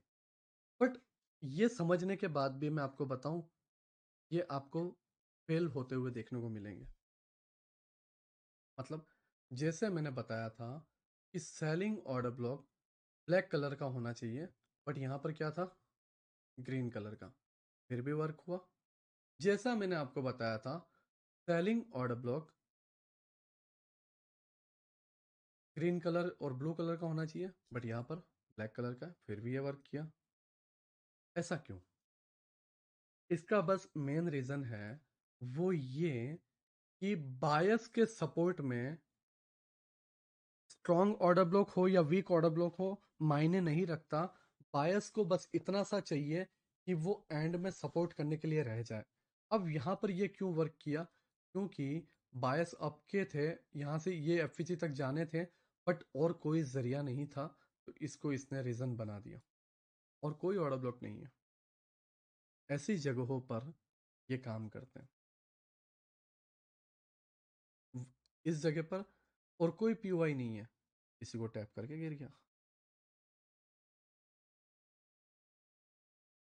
दूसरा,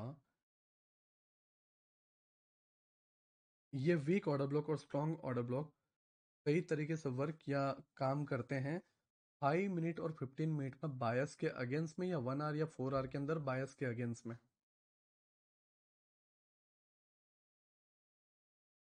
तब जो है आप इसको बेहतर तरीके से समझ पाओगे। बट मैं ऑनेस्टली बोलूँ तो इस पे ज़्यादा ध्यान देने से बेहतर है कि आप उसमें ध्यान दो जो आपको क्लियर डायरेक्शन करके दे, जिसके वजह से आपको पता चल जाएगा कि स्ट्रॉन्ग ऑर्डर ब्लॉक हो या वीक ऑर्डर ब्लॉक हो, उससे मुझे फ़र्क नहीं पड़ता। मुझे फ़र्क पड़ता है कि मेरे बायस अप के हैं तो ये स्ट्रॉन्ग भी वर्क कर जाएगा और वीक भी वर्क कर जाएगा। तो इसीलिए जो मेन मायने रखता है वो आपके ऑर्डर ब्लॉक किस टाइप के हैं वो नहीं, मायने रखता है वो ये कि आपके बायस क्या है। इसीलिए मैंने पहला लेक्चर 5 घंटे का ही क्यों ना बनाया, बट मैंने उसको डिटेल में इसलिए बनाया कि आपके बायस जब स्ट्रांग होंगे तो आप हर तरीके को जो है बेहतर तरीके से समझ पाओगे, बेहतर तरीके से एक्सप्लेन कर पाओगे एंड बेहतर तरीके से ट्रेड कर पाओगे। नाउ, कुछ कैंडल्स ऐसी होती हैं जिनका ऑर्डर ब्लॉक का लो जो है एफईजी के लो से छोटा होता है। अब कोई बोलोगे कि ये क्या है, मैं आपको बताता हूँ। अगर कहीं पे ऐसा बना हुआ है, वो रेयरली बनता है बट फिर भी मैं ट्राई करता हूँ कि मिल जाए। मोस्टली लोअर टाइम फ्रेम पर होते हैं। See,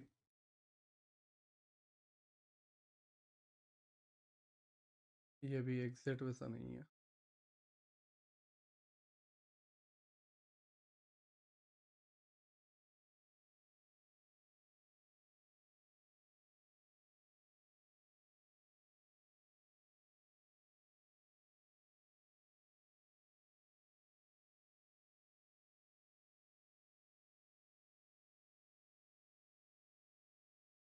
5 मिनट में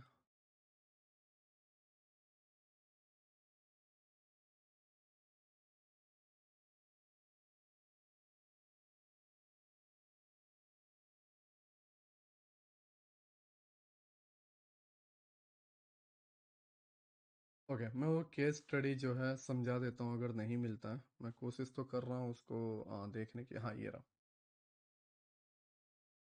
इस जगह पर ये जो कैंडल है, एग्जैक्ट वैसा सिचुएशन तो नहीं बना है बट मैं बता देता हूँ। ये जो कैंडल है ये इस तरीके से बन जाता है, ठीक है।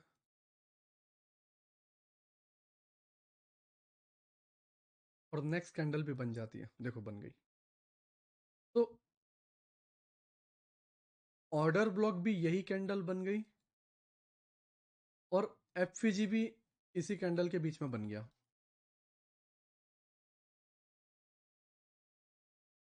समझ रहे हो मैं क्या कह रहा हूँ?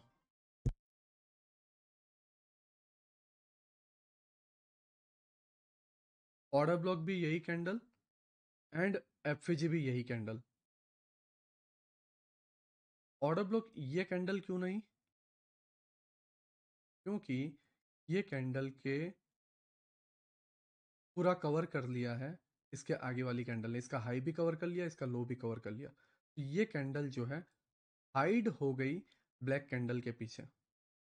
ऐसी कैंडल्स वीक कैंडल्स होती हैं, ये जो ओबी होते हैं। और फिर प्राइस यहीं से ऊपर निकल जाता। अभी तो फिलहाल ये नीचे गया है, ठीक है, इस तरीके से नीचे गया, बट ये कैंडल इस तरीके से ऊपर आ जाती है और इस एफपीजी को टैप करने की कोशिश करती है, एंड फिर हम सोचते हैं कि नीचे जाएगा, बट एक्चुअल में ऊपर चला जाता है। ठीक है, आई होप आपको समझ में आया हो।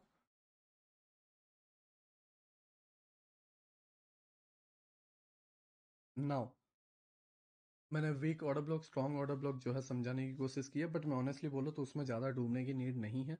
ये जब तुम स्कैल्पिंग कर रहे होते हो 1 मिनट 5 मिनट में, तब इसकी नीड पड़ती है, बाकी और कहीं नीड नहीं पड़ती। एंड मायने रखता है हमारे लिए बायस, जो कि सबसे ज़रूरी है। ठीक है, दूसरा, मैं अभी भी बोल रहा हूँ weak order block strong order block वालों को कि जो एक्चुअल देखना है वो ये कि डेली वीकली मंथली बायस देखना, 1 आवर 4 आवर पे कहाँ से पुल बैक आएगा वो देखना, 1 आवर 4 आवर पे आईटी लाइटीज के थ्रू कंटिन्यूएशन देखना, एंड इसी के बीच में जो है लोअर टाइम फ्रेम पर कैसे क्या होगा, ये सारी चीज़ें देखना मायने रखता है। जब आप यही समझ जाओगे तो आपको बीच के वीक या स्ट्रॉन्ग ऑर्डर ब्लॉक के कैंडल से कोई लेना देना ही नहीं होगा। तो मैं उन्हें यही सजेशन दूंगा, तुम अभी बिगिनर हो, तुम्हें ये सारी चीज़ें बहुत वो लग रही है कि वो ये बहुत स्ट्रांग मिल गया, ये स्ट्रांग मिल गया, मैं 5 मिनट का ये मुंह पकड़ लूंगा, 10 मिनट का ये मुंह पकड़ लूंगा। कोई इतने लोअर टाइम फ्रेम पर कोई प्रॉफिटेबल ट्रेडर नहीं बना। तो ये सारी चीज़ों पे जो है ध्यान मत दो, एंड मेन जो पॉइंट मैंने समझाए हैं हाई टाइम फ्रेम पर, उस पर ध्यान दोगे तो ऑनेस्टली बोलता हूँ आपको बेहतर रिजल्ट देखने को मिलेगा। ठीक है, now in displacement price does not always come back to the last order block, what should we do in that case. Okay, displacement price के अंदर जब होता है तो कई बार जो है प्राइस में लास्ट ऑर्डर ब्लॉक टैप करने प्राइस नहीं आता। मैं उसको एग्री करता हूँ पूरी तरीके से। कई बार जो है प्राइस बस पहले एफवीजी को लेके ही जो है चला जाता है। जैसे कि ये डिस्प्लेसमेंट हुआ, डेली टाइम फ्रेम का जोन था, एक डिस्प्लेसमेंट हुआ, और डिस्प्लेसमेंट में हमने एफवीजी ऑर्डर ब्लॉक मार्क किया। एग्जैक्ट उस पर्सन की मैं सिचुएशन बता रहा हूँ, प्राइस नहीं आया।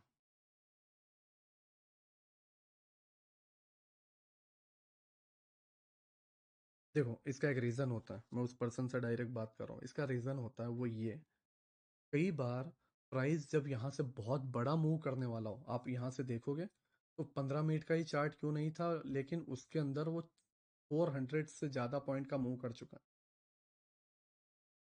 तो जब प्राइस बहुत बड़ा स्ट्रांग मूव देने वाला होता है तब वो ऐसा करता है, और ये इसलिए करता है कि 5 मिनट का एफवीजी टैप नहीं करेगा, सॉरी 15 मिनट का एफवीजी या 5 मिनट का एफवीजी टैप नहीं करेगा, तभी हायर टाइम फ्रेम पर पीओआई बन पाएगा। जैसे 5 मिनट के यहाँ पर एफवीजी ऑर्डर ब्लॉक था, 5 मिनट का एक भी एफवीजी टैप नहीं हुआ, क्यों? क्योंकि अगर टैप होता तो 15 मिनट में एफवीजी नहीं बन पाता।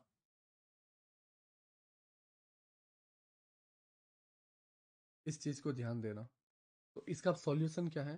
सॉल्यूशन ये है कि या तो आप ये बॉटम को देखते ही, ठीक है, डेली टाइम फ्रेम का एक्यूरेट जोन निकालते ही 1 मिनट एंड 5 मिनट के जोन के अंदर एफवीजी बनते ही कूद जाओ और स्विंग लो ऐसे रख दो, क्योंकि यहाँ से बड़ा मूव आने वाला है। तो अगर तुम यहाँ पर टॉप पे भी एंट्री करोगे तो भी तुम्हें जो है 1:5 1:6 मिल जाएगा। अगर तुम ऐसा नहीं कर सकते हो, ठीक है, देखो ऐसा नहीं है कि तुम exact point two point entry करो, नहीं, 15-20 पॉइंट तुमने ऊपर एंट्री कर लिया तो कोई बात नहीं। मायने ये रखता है कि 1 रुपया मैं खो रहा हूं तो 3 रुपया मैं पाऊं, सीधी सी बात है, क्योंकि ये टैप होते डिस्प्लेसमेंट भागेगा ही। दूसरा इसका सॉल्यूशन ये है कि ये पूरा स्ट्रक्चर खत्म हो जाने के बाद 1 आवर पे आ जाओ ये ट्रेड को छोड़ के, एंड फिर 1 आवर के ऑर्डर ब्लॉक एफजी पर जब पुल बैक होकर लौटेगा तब पकड़ लो, एंड तुम्हें ट्रेड मिल जाएगा ये बॉटम से एग्जैक्ट हाई तक। सेम यही साइज का ट्रेड यहाँ पे मिल जाएगा। भागता तभी है जब हायर टाइम फ्रेम पर पीओआई क्रिएट कर पाए, और डेली टाइम फ्रेम के पीओआई को टैप करने के बाद जब डिस्प्लेसमेंट आता है तो उस दरमियान मे भी आपको पुल बैक ना मिले, ट्रेड मिस हो जाए, बट हमेशा ये याद रखना, डिस्प्लेसमेंट के बाद पुल बैक आता है, 1 आवर के पीओआई या 4 आवर के पीओआई जो लास्ट बचा हो उसको टैप करना और वहां से एक्चुअल मूव आता है, तो वो तुम पकड़ सकते हो। नो डाउट तुमने इधर मिस कर दिया, तो इधर के लिए रेडी रहो, ना कि यहां पर गैम्बलिंग कर दो और पेशेंस को जो है खो दो।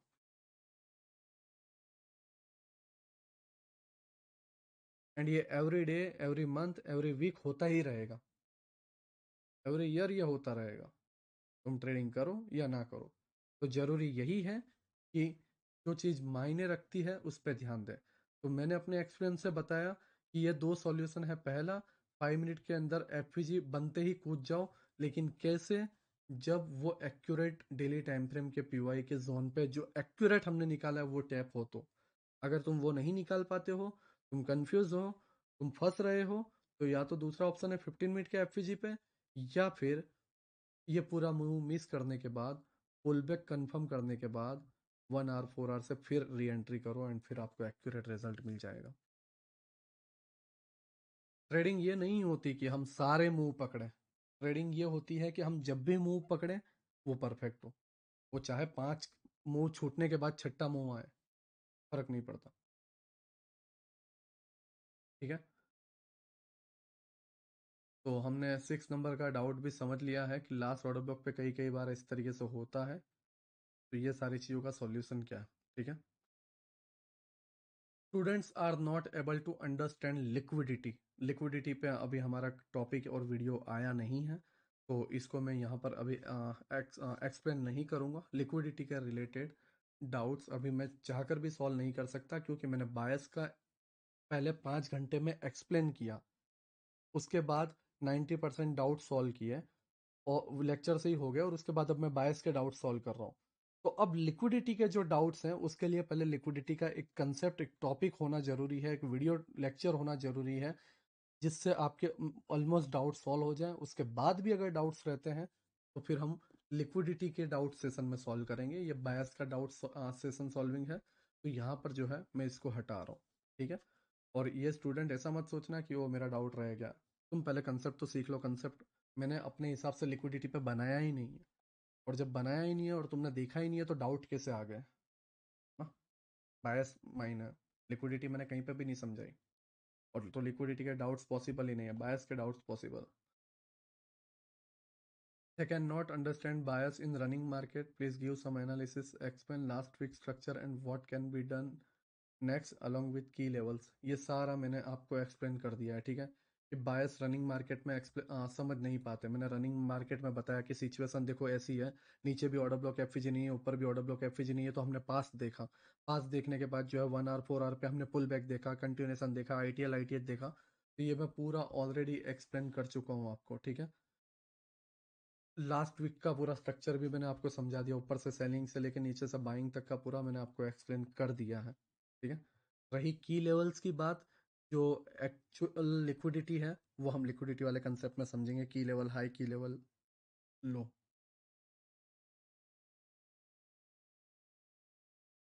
Now they are not able to understand time frame alignment. Simple सी चीज है, डेली टाइम फ्रेम पर पीओआई देखो जहाँ से रिजेक्शन आया, डेली टाइम फ्रेम पर पीओआई देखो कि कहाँ तक रिजेक्शन आएगा, प्लस ये सारी चीजें होने के बाद 4 आवर एंड 1 आवर पे pull back zone and continuation zone देखो। देखो time frame alignment 4 time frames पर होती है, मैं वीकली और मंथली अभी नहीं ले रहा हूँ। डेली टाइम फ्रेम पर ये देखना रिजेक्शन कहाँ पर आया हुआ है। जब रिजेक्शन कहाँ से आया हुआ है ये पता चलेगा, पहला ही हमेशा मेन क्वेश्चन रिजेक्शन कहाँ से आया हुआ है, इससे पता चलेगा रिजेक्शन कहाँ तक जा सकता है, और इसके बाद पता चलेगा कि इस दरमियान अब हमें करना कहाँ क्या है, पुल बैक कब आएगा, कंटिन्यूएशन कब आएगा। इन दोनों के लिए, पुल बैक के लिए हमें टाइम फ्रेम चाहिए, टाइम फ्रेम नंबर 4 आवर या 1 आवर। ओके, 1 आवर पे ये एक पीओआई है, यहाँ से रिजेक्शन आ रहा है। अब इस जगह पे ध्यान से समझना हमने क्या किया। डेली टाइम फ्रेम पर रिजेक्शन कहाँ से आया, रिजेक्शन आया तो कहाँ तक जाना चाहता है, इस जगह तक। ओके, लेकिन इस जगह के दरमियान पुलबैक, ये डिस्प्लेसमेंट के बाद पुलबैक कहाँ से आना चाहता है, इस जगह से और इस जगह से। यहाँ पे क्यों, क्योंकि डेली टाइम फ्रेम का वॉल्यूम इम्बैलेंस है। यहाँ पे क्यों, क्योंकि 1 आवर एंड 4 आवर का एफवीजी है। ठीक है, कंटिन्यूएशन कहाँ पे आना चाहता है, अगर यहाँ से रिजेक्शन मिला है तो इस जगह से, और अगर यहाँ से रिजेक्शन मिला है तो यहाँ पर एक क्लास पी है इस जगह से। तो हमने कितना टाइम फ्रेम यूज किया, daily time frame. Daily time frame पे हमने क्या क्या समझा, कहाँ से रिजेक्शन मिला है और कहाँ तक जाएगा। A point and B point. A point कहाँ से निकला है गोली, कहाँ से गोली चली है, टारगेट क्या है बी पॉइंट। ए पॉइंट गोली चलाई गई, बी पॉइंट टारगेट निशाना रखा गया। इसके बीच में जो भी बड़े लेवल के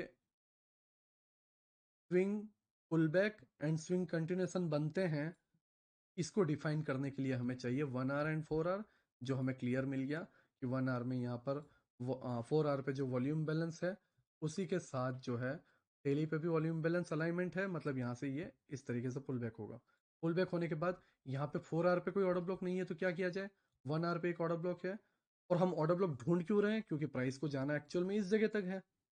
और इस जगह तक क्यों जाना है, क्योंकि डेली टाइम फ्रेम पर यहाँ से रिजेक्शन लिया और नेक्स्ट रिजेक्शन पॉइंट यही है, ये वाला। तो इस जगह पर अगर रिजेक्शन पॉइंट ये है और ये पुल बैक आ रहा है और 4 आवर पे नहीं है तो 1 आवर पे ऑर्डर ब्लॉक एफवीजी देखो कंटिन्यूसन। और जब ये समझ जाओगे तो आपके सारे टाइम फ्रेम अलाइनमेंट पता चल जाएंगे। हमने क्या किया, डेली टाइम फ्रेम पर रिजेक्शन कहाँ पर, कहाँ तक जाएगा, 1 आवर 4 आवर पर पुल बैक कहाँ पर, कंटिन्यूसन कहाँ पर, ये सारी चीज़ें जो है हमने डिटेल में समझी। एंड 1 आवर एंड 4 आवर की नीड क्यों है। इसके अंदर के टाइम फ्रेम वो आपका अपना एक ईगो हो सकता है जिससे आप ट्रेडिंग को हटा रहे हो या ट्रेडिंग को जो है वीक करने की कोशिश कर रहे हो। जितने लोअर टाइम फ्रेम पर जाओगे आपकी एक्यूरेसी उतनी घटती जाएगी, जितने बड़े टाइम फ्रेम पर आप जाओगे आपकी एक्यूरेसी उतनी बढ़ती जाएगी। ये किसी भी इंडिकेटर या किसी भी सॉफ्टवेयर या ये ह्यूमन के अंदर, सभी के अंदर ये कॉमन है।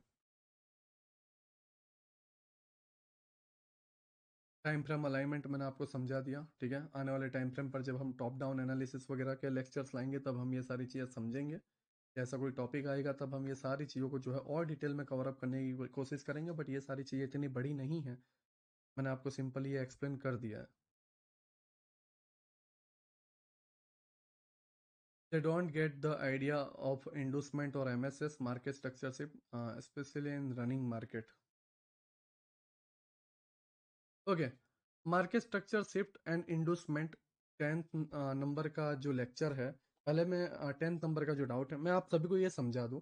ये जो एमएसएस और इंडूसमेंट यूज कर रहे हैं ये लोग आ रहे हैं यूट्यूब के लेक्चर नंबर 2 या 3 को देखकर, ठीक है। पहले ही बता दो, क्या तुमने मुझे 1.5 साल से ऑर्डर ब्लॉक एफईजी मार्क करते हुए देखा, नहीं। तुमने बायस के लेक्चर में मुझे ऑर्डर ब्लॉक एफईजी मार्क करते हुए देखा, नहीं।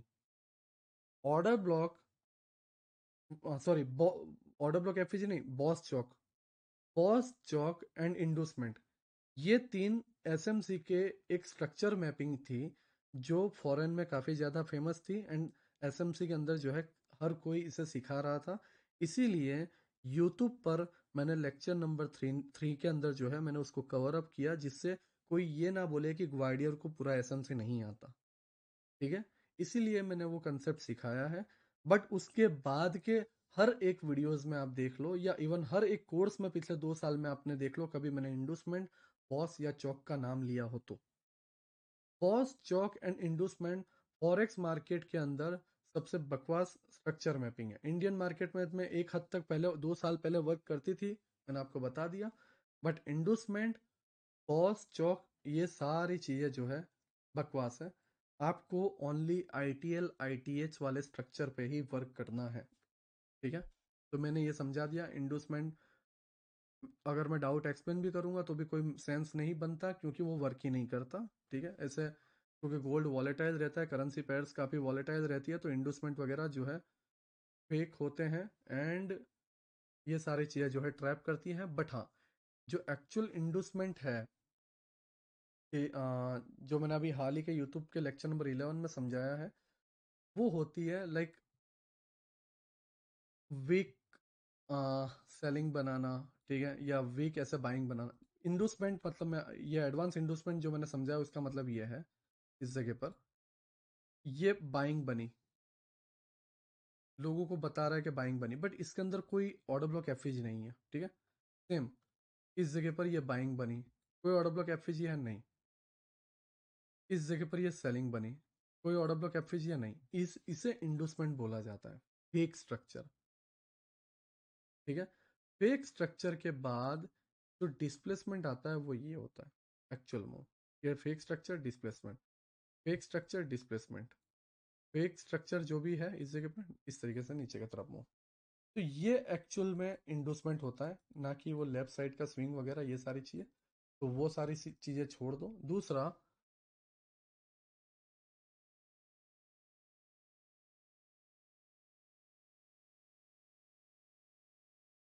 They don't get the idea endorsement और एमएसएस।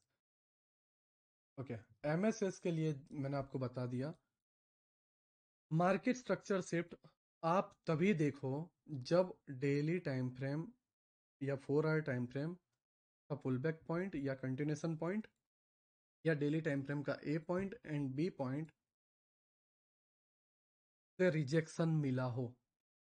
ये 4 आवर या 1 आवर का पुल बैक पॉइंट है, तो यहाँ पे रिजेक्शन मिला, यहाँ पे 15 मिनट में मार्केट स्ट्रक्चर शिफ्ट देख के पुल बैक आते ही 15 मिनट के एफईजी से ट्रेड, यहाँ पर market structure shift pull back trade.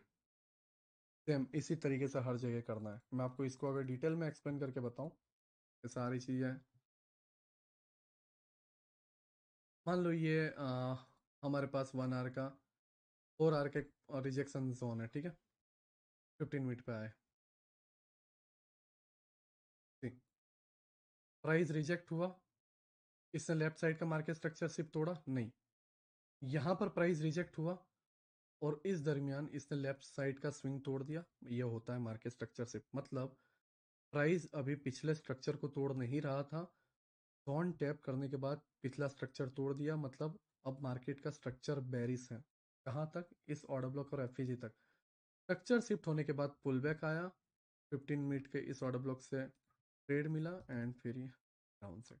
अब ये ऑर्डर ब्लॉक एफईजी टैप हुआ, डिस्प्लेसमेंट आया, डिस्प्लेसमेंट के बाद लेफ्ट साइड का कोई स्विंग टूटा नहीं, ठीक है। प्राइस नीचे आया, ऊपर गया, ओके, अभी भी लेफ्ट साइड का स्विंग जो है इस जगह पर है, एंड फिर प्राइस इस तरीके से निकल गया। अब इस दरमियान हुआ क्या कि हमारा एंट्री पॉइंट मिस हो गया। तो मार्केट स्ट्रक्चर शिफ्ट जो यूट्यूब पर आपने देखा हुआ है उसके हिसाब से जो है कई बार इस तरीके की प्रॉब्लम्स आती है ना। इस जगह पर अगर मैं 5 मिनट में करूं तो चीज़ें पूरी बदल जाएंगी। कैसे बदलेंगी? सी, प्राइस ने जोन को टैप किया, मार्केट स्ट्रक्चर शिफ्ट हो गया, प्राइस नीचे आया, लास्ट ऑर्डर ब्लॉक टैप किया एंड ये प्राइस चला। तो मार्केट स्ट्रक्चर शिफ्ट कई बार एक टाइम फ्रेम पर ना मिले तो उससे छोटे टाइम फ्रेम पर आ जाओ, आपको मिल जाएगा। लेकिन उससे भी जरूरी होता है आपका मेन पॉइंट, कहाँ से रिजेक्शन मिलेगा, कहाँ से पुल बैक मिलेगा, कहाँ से कंटिन्यूशन, ये सारी चीजें मेन है। और अगर आप ये नहीं समझ पाते हो फिर ये मार्केट स्ट्रक्चर ये वगैरह वगैरह सब बकवास है। रनिंग मार्केट में, अभी ये रनिंग मार्केट है, ठीक है। मैं यहाँ पे क्यों मार्केट स्ट्रक्चर लगाऊं? क्यों लगाऊं? वो तुम्हारा अपना पर्सनल ईगो होगा, तुम लगाओगे, मैं क्यों लगाऊं? मैं कब लगाऊंगा? जब मेरे जोन में प्राइस आएगा 1 आवर या 4 आवर के ऑर्डर ब्लॉक पे, जहां से पुल बैक आने वाला है, कंटिन्यूशन आने वाला है, ये डेली के मेन ऑर्डर ब्लॉक या मेन रिजेक्शन जोन पे, वहां ही जस्ट मैं मार्केट स्ट्रक्चर शिफ्ट यूज करूंगा, ना कि हर जगह यूज करता फिरूंगा, ठीक है। तो आपको आई होप समझ में आ गया हो कि ये सारी चीजें किस तरीके से वर्क करती है, कहाँ लगाना होता है, कैसे लगाना होता है, क्यों होता है, दैट्स इट। बस लेफ्ट साइड का स्विंग मायने रखता है। In intraday trading, they don't get clear ideas like identifying point A to point B, because of which they cannot understand bias or higher time frame bias. Okay, पहली चीज मैं यहाँ पे बता दूं, इंट्राडे बायस मैंने नहीं समझा है। ठीक है, मैंने आपको डेली टाइम फ्रेम पर ऑर्डर ब्लॉक निकालना समझाया है एंड 1 आवर 4 आवर पर एंट्री लेना समझाया है। मैंने सेम डे एंट्री, हर दिन ट्रेड कैसे करें उसका लेक्चर नहीं लिया है। तो ये जो तुमने सोचा कि आज के डे का मेरा ए पॉइंट बी पॉइंट क्या, आज के डे का ए पॉइंट बी पॉइंट होगा ही क्यों जब मैंने समझाया ही नहीं है। और कैसे ए पॉइंट बी पॉइंट होगा जब मैंने उसका कुछ लेना देना ही नहीं है, उसको कैसे यूज करते हैं, कैसा उसका कंसेप्ट होता है, मैंने ये एक्सप्लेन ही नहीं किया। तो ये जो अपने तरफ से जो माइंड यूज कर रहे हो ना, अपने तरफ से जो ओवर थिंकिंग कर रहे हो, ये गलत है। ये तुम्हें कहीं ना कहीं गलत रास्ते पे भटका देगी ट्रेडिंग में। मैंने तुम्हें बस इतना बताया है, डेली टाइम फ्रेम पर एक पीओआई बनता है, उसके अंदर 4 आवर 1 आवर पे जो है पुल बैक और कंटिन्यूएशन पॉइंट के लिए जोन निकलते हैं, उसी को मास्टर करो। 2 हफ्ते हो गए और इसके बावजूद तुम अगर ये सारी चीजें कर रहे हो, जो चीज पे ध्यान देना चाहिए उसको परफेक्ट नहीं कर रहे हो, तो मैं लिख के देता हूँ 6 महीने के बाद तुम भी उन हजारों स्टूडेंट्स में होंगे जो सीखने के बाद भी कहीं ना कहीं गायब है। तुम्हें बुरा लगे तो लगे, लेकिन मैं ये तुम्हारे लिए, तुम्हारी अच्छाई के लिए बोल रहा हूँ। मैं तुम्हें दिल से चाहता हूँ, इसलिए बोल रहा हूँ कि जितना मैंने सिखाया है उसको मास्टर करो। हाँ, तुम्हें ट्रेड करने का कीड़ा है, तुम्हारे पास होगा कैपिटल 10-15 हजार 50 हजार रुपए का, लाख रुपए का, मुश्किल से, बहुत बड़ी बात है। ठीक है, लेकिन प्लीज उस चीज को अभी अपने खुजली को शांत रखो। तुम्हारी एज भी होगी 15 20 22 साल 25 साल, तो ये जो चीज है ये इस एज में नॉर्मल है कि मुझे एक ही दिन में सब बना लेना, एक ही महीने में, एक साल में मुझे सक्सेस। अभी जो लर्निंग पीरियड है, मेरा स्ट्रगल पीरियड जो है 5 से 6 साल का है। ठीक है, और तुम एक साल में सक्सेसफुल होकर करोड़पति भी बनना चाहते हो। अभी स्ट्रगल पीरियड को कम करने के लिए लर्निंग पीरियड, 6 साल का जो स्ट्रगल पीरियड पीरियड है उसको मैं 6 महीने में कन्वर्ट कर रहा हूँ लर्निंग पीरियड के तौर पे, तो उसको एक्सेप्ट करो और प्लीज उस पर ध्यान दो।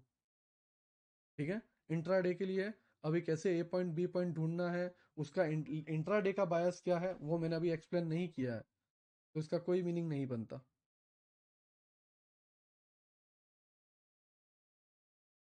I have told them that their entry module will come as a separate lecture, please mention that। मेरे टीम मेंबर ने मुझे बताया कि मैंने ऑलरेडी बोल दिया है कि एंट्री पॉइंट अलग लेक्चर में आएगा, और मैं अभी भी बोलता हूँ, मैं भी वो 3 महीने 4 महीने बाद भी आए, क्योंकि पहले मैं सारे कंसेप्ट समझाऊंगा।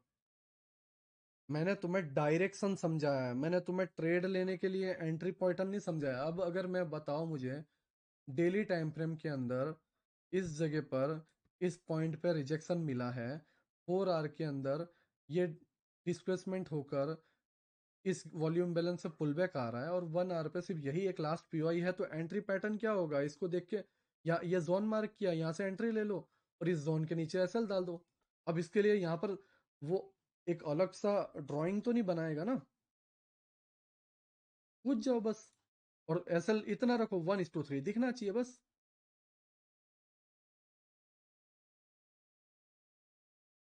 1:4 है। अब यहाँ पर मार्केट देखो, ऑनेस्टली आंसर देता हूँ, मार्केट रैंडमली वर्क करता है बहुत बार। ठीक है, तुम ये नहीं बोल सकते कि यहाँ पे आया है तो चल अब मेरे हिसाब से एक ड्राइंग बना ऐसी तभी मैं एंट्री लूंगा, ऐसा नहीं होता। तुमने टैप हुआ, मार्केट स्ट्रक्चर शिफ्ट देखकर लास्ट पीओआई से ट्रेड लेना है तो लो, नहीं तो डायरेक्ट कूद जाओ पॉइंट पे और जोन के नीचे एसएल डाल दो। एंट्री कहाँ से लेनी है उस पर ध्यान देने से बेहतर है कि जो लेक्चर 1 में मैंने समझाया कि डेली टाइम फ्रेम का पीओआई जहां से रिजेक्शन मिला है उसके अंदर पुलबैक कहां से आएगा, उस पॉइंट को फाइंड करने पे ज्यादा ध्यान दो। एंड कंटिन्यूएशन कहां से आएगा, इस पॉइंट को फाइंड करने पर, एनालिसिस करने पर ज्यादा ध्यान दो। जब तुम एक्यूरेट जोन ही निकाल लोगे तो वो जोन ऊपर की तरफ टूटेगा क्यों, ये जोन नीचे की तरफ टूटेगा ही क्यों। एक्यूरेट जोन निकाला है, श्योर शॉर्ट एंट्री है, कहीं पे भी उतरो, बस रिस्क रिवॉर्ड 1:3 1:4 होना चाहिए। इसीलिए मैंने लेक्चर 1 में एंट्री मॉड्यूल की जगह 4 आवर 1 आवर का मैंने और डेली टाइम फ्रेम के बायस मैंने समझाए हैं, जिससे तुम एक्यूरेट जोन निकाल पाओ। लेकिन बहुत से ऐसे लोग हैं जिनको अपना दिमाग दौड़ाना है, तो तुम खुद से ही सीख लो ना। खुद को आईने में बताओ खड़े होकर, हेलो मुझे खुद सिखा। अगर तुम खुद को ही सिखा सकते या खुद को ही तुम एक्सप्लेन कर पाते या तुम इतने ही खुद ओवर स्मार्ट होते तो तुम कहीं और कोर्स थोड़ी ज्वाइन कर रहे होते। तो अपना माइंड कुछ टाइम के लिए निकाल के साइड में रख दो, और जो जो मैं सिखा रहा हूं बस उसको एज इट इज मास्टर करो ना।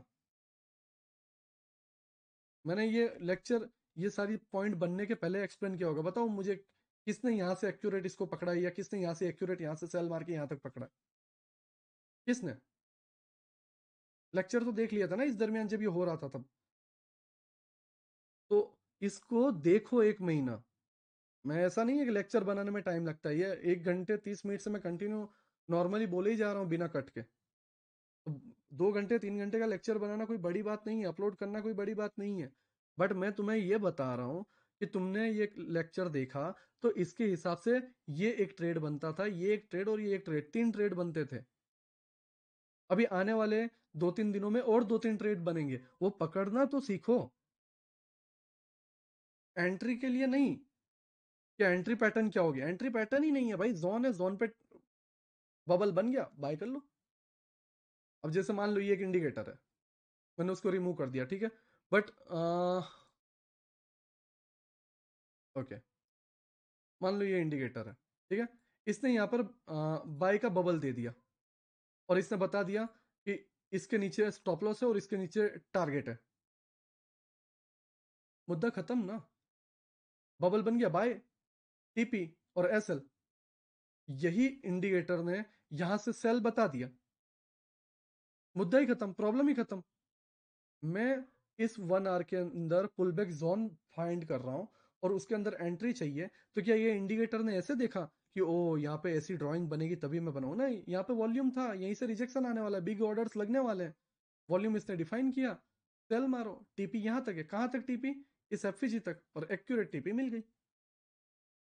अब यहां से ये रिजेक्शन मिला, एक्यूरेट टीपी मिल गया, इस जगह से पुल बैक आएगा, एक्यूरेट एसएल, एक्यूरेट टीपी मिल गया। एंट्री लेने के लिए तुम्हें कभी भी ये सब चीजों की नीड नहीं है कि तुम 1 मिनट 5 मिनट में डिफाइन करो और देखो, नहीं, तुम्हें जोन एक्यूरेट चाहिए जिससे तुम्हारे ट्रेड की एक्यूरेसी बढ़े। एंट्री तो बस बटन दबाया, लॉट साइज कैलकुलेट किया कि जोन के नीचे जाएगा तो मेरा 1 रुपया, और टीपी हिट होगा तो मेरा 3 रुपया, that's it. Lot size calculate करनी है। और बहुत बेहतर एक्यूरेसी वाली कोई एंट्री मॉड्यूल होगी भी तो भी मैं एंड में एक्सप्लेन करूंगा जब उसका सेटअप बनेगा। अब कोई ये मत पूछना कि ये इंडिकेटर कहाँ से है, कैसे डाउनलोड करें, ये मैंने खुद का पर्सनल बनाया हुआ है, 2-3 दिन ही हुआ है।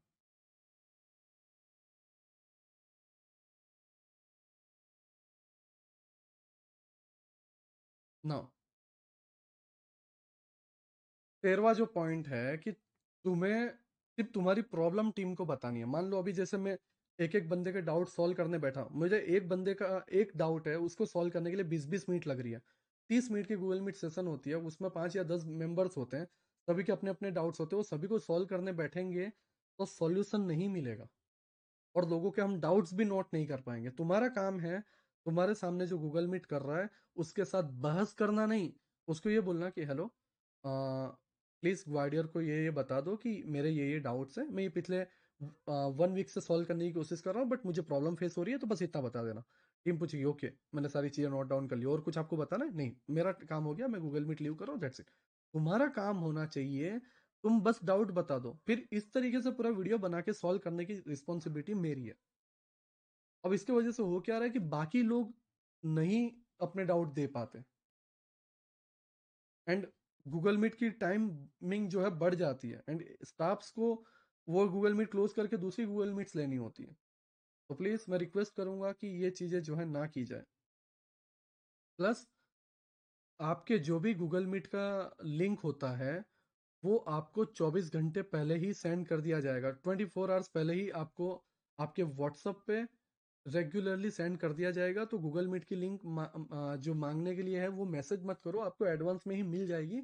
जब आपका टाइम सेट हो जाए, मान लो दोपहर के 3:30 बजे एग्जैक्ट, वो जो लिंक 24 घंटे पहले आई है उस पर क्लिक कर दो, आप ज्वाइन हो जाओगे।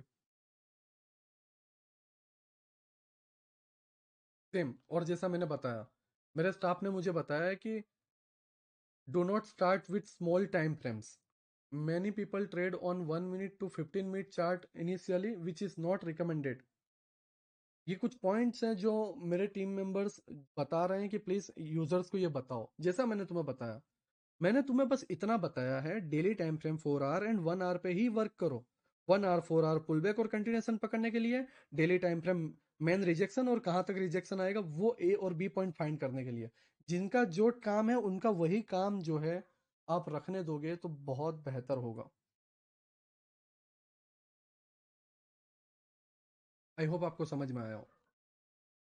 Take examples from the Indian market and BTC. देखो मैं ऑलरेडी इंडियन मार्केट पे ही एक्सप्लेन करता था यूट्यूब के वीडियोस से लेके सब कुछ. बट सेबी का ये रूल है कि तुम 3 मंथ के लेटेस्ट डेटा के अंदर जो है कुछ भी रिकमेंड या कुछ भी लर्निंग नहीं दे सकते. मैं इंडिया में रहता हूँ, मैं दुबई में नहीं रहता या मैं दूसरी कंट्री में नहीं रहता, मैं इंडिया के अंदर अपनी फैमिली के साथ रहता हूँ और यहीं पे शांति से जीना चाहता हूँ. तो कोई लीगल ट्रबल मैं नहीं चाहता. ठीक है. तो उसके लिए मुझे माफ करना. हाँ, मैं बिटकॉइन में तुम्हें बता सकता हूँ, बट बिटकॉइन का एक अलग लेक्चर आएगा. ठीक है, कि बिटकॉइन को कैसे ट्रेड किया जाए, किस तरीके की सारी चीजें हैं, वो मैं आपको अलग तरीके से एक्सप्लेन करूंगा. Now, psychological problem are important, we will provide a separate lecture on that. Team ने ये बोल दिया है, ठीक है, मुझे भी. और ये मुझे बोला है कि इन्हें ये इन्फॉर्म कर दो. देखो, आपको बहुत सारे तरीके के प्रॉब्लम्स होंगे. ठीक है, बहुत तरीके के. फोमो होगा, ग्रीड होगा. ग्रीड के भी पता है, लालच के भी 6 तरीके के टाइप्स होते हैं. फोमो के जो है 4 से 5 तरीके के टाइप्स होते हैं. फियर के 5 से 6 तरीके के टाइप्स होते हैं. मैं हर एक पॉइंट्स, हर एक टाइप, हर एक चीज टाइम पर एक्सप्लेन करूंगा. अभी तुम मेरे पास आए हुए हो, ठीक है, जैसे एक अपने तुम्हारे कुछ लोगों के ऐसे लोग होंगे जिनके बच्चे होंगे, जिनके बच्चे स्कूल में जाते होंगे. क्या वो जॉब करते हैं वहां जाके?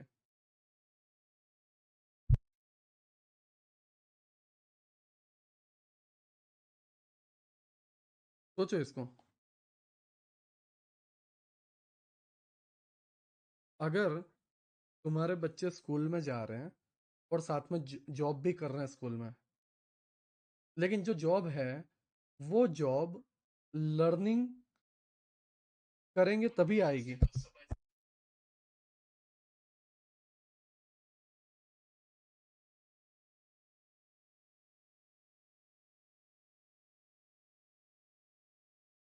ओके, माफ करना कोई बैकग्राउंड नॉइस आया हो तो.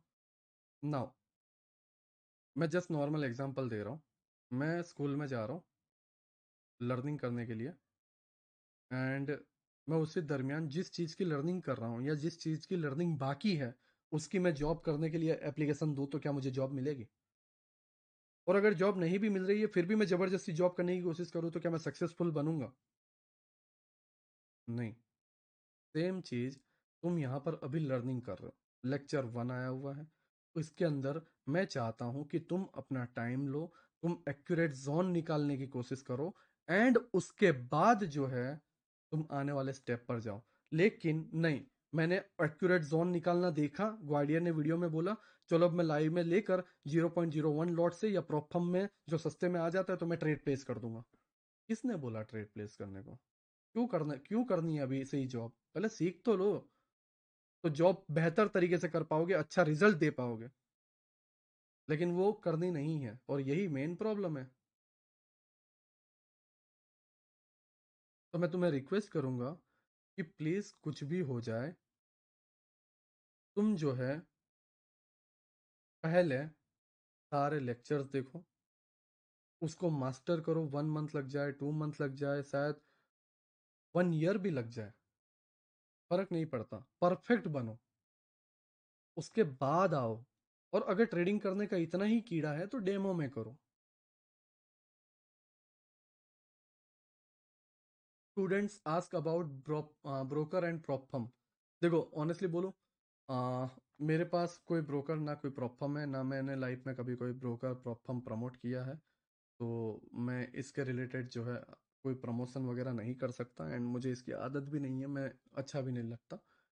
ठीक है. तो मैंने जितना एनालिसिस किया तो 5 परसेंटर्स और एफटीओ में करके वर्ल्ड में सबसे पुराने प्रॉप फर्म्स हैं जो 2016 से हैं. वो कॉस्टली हो सकते हैं, तो आप उसी को डायरेक्ट सर्च करके आप वहाँ से ज्वाइन कर सकते हो। मेरा काम आपको टीचिंग करवाना है, स्टडी करवाना है।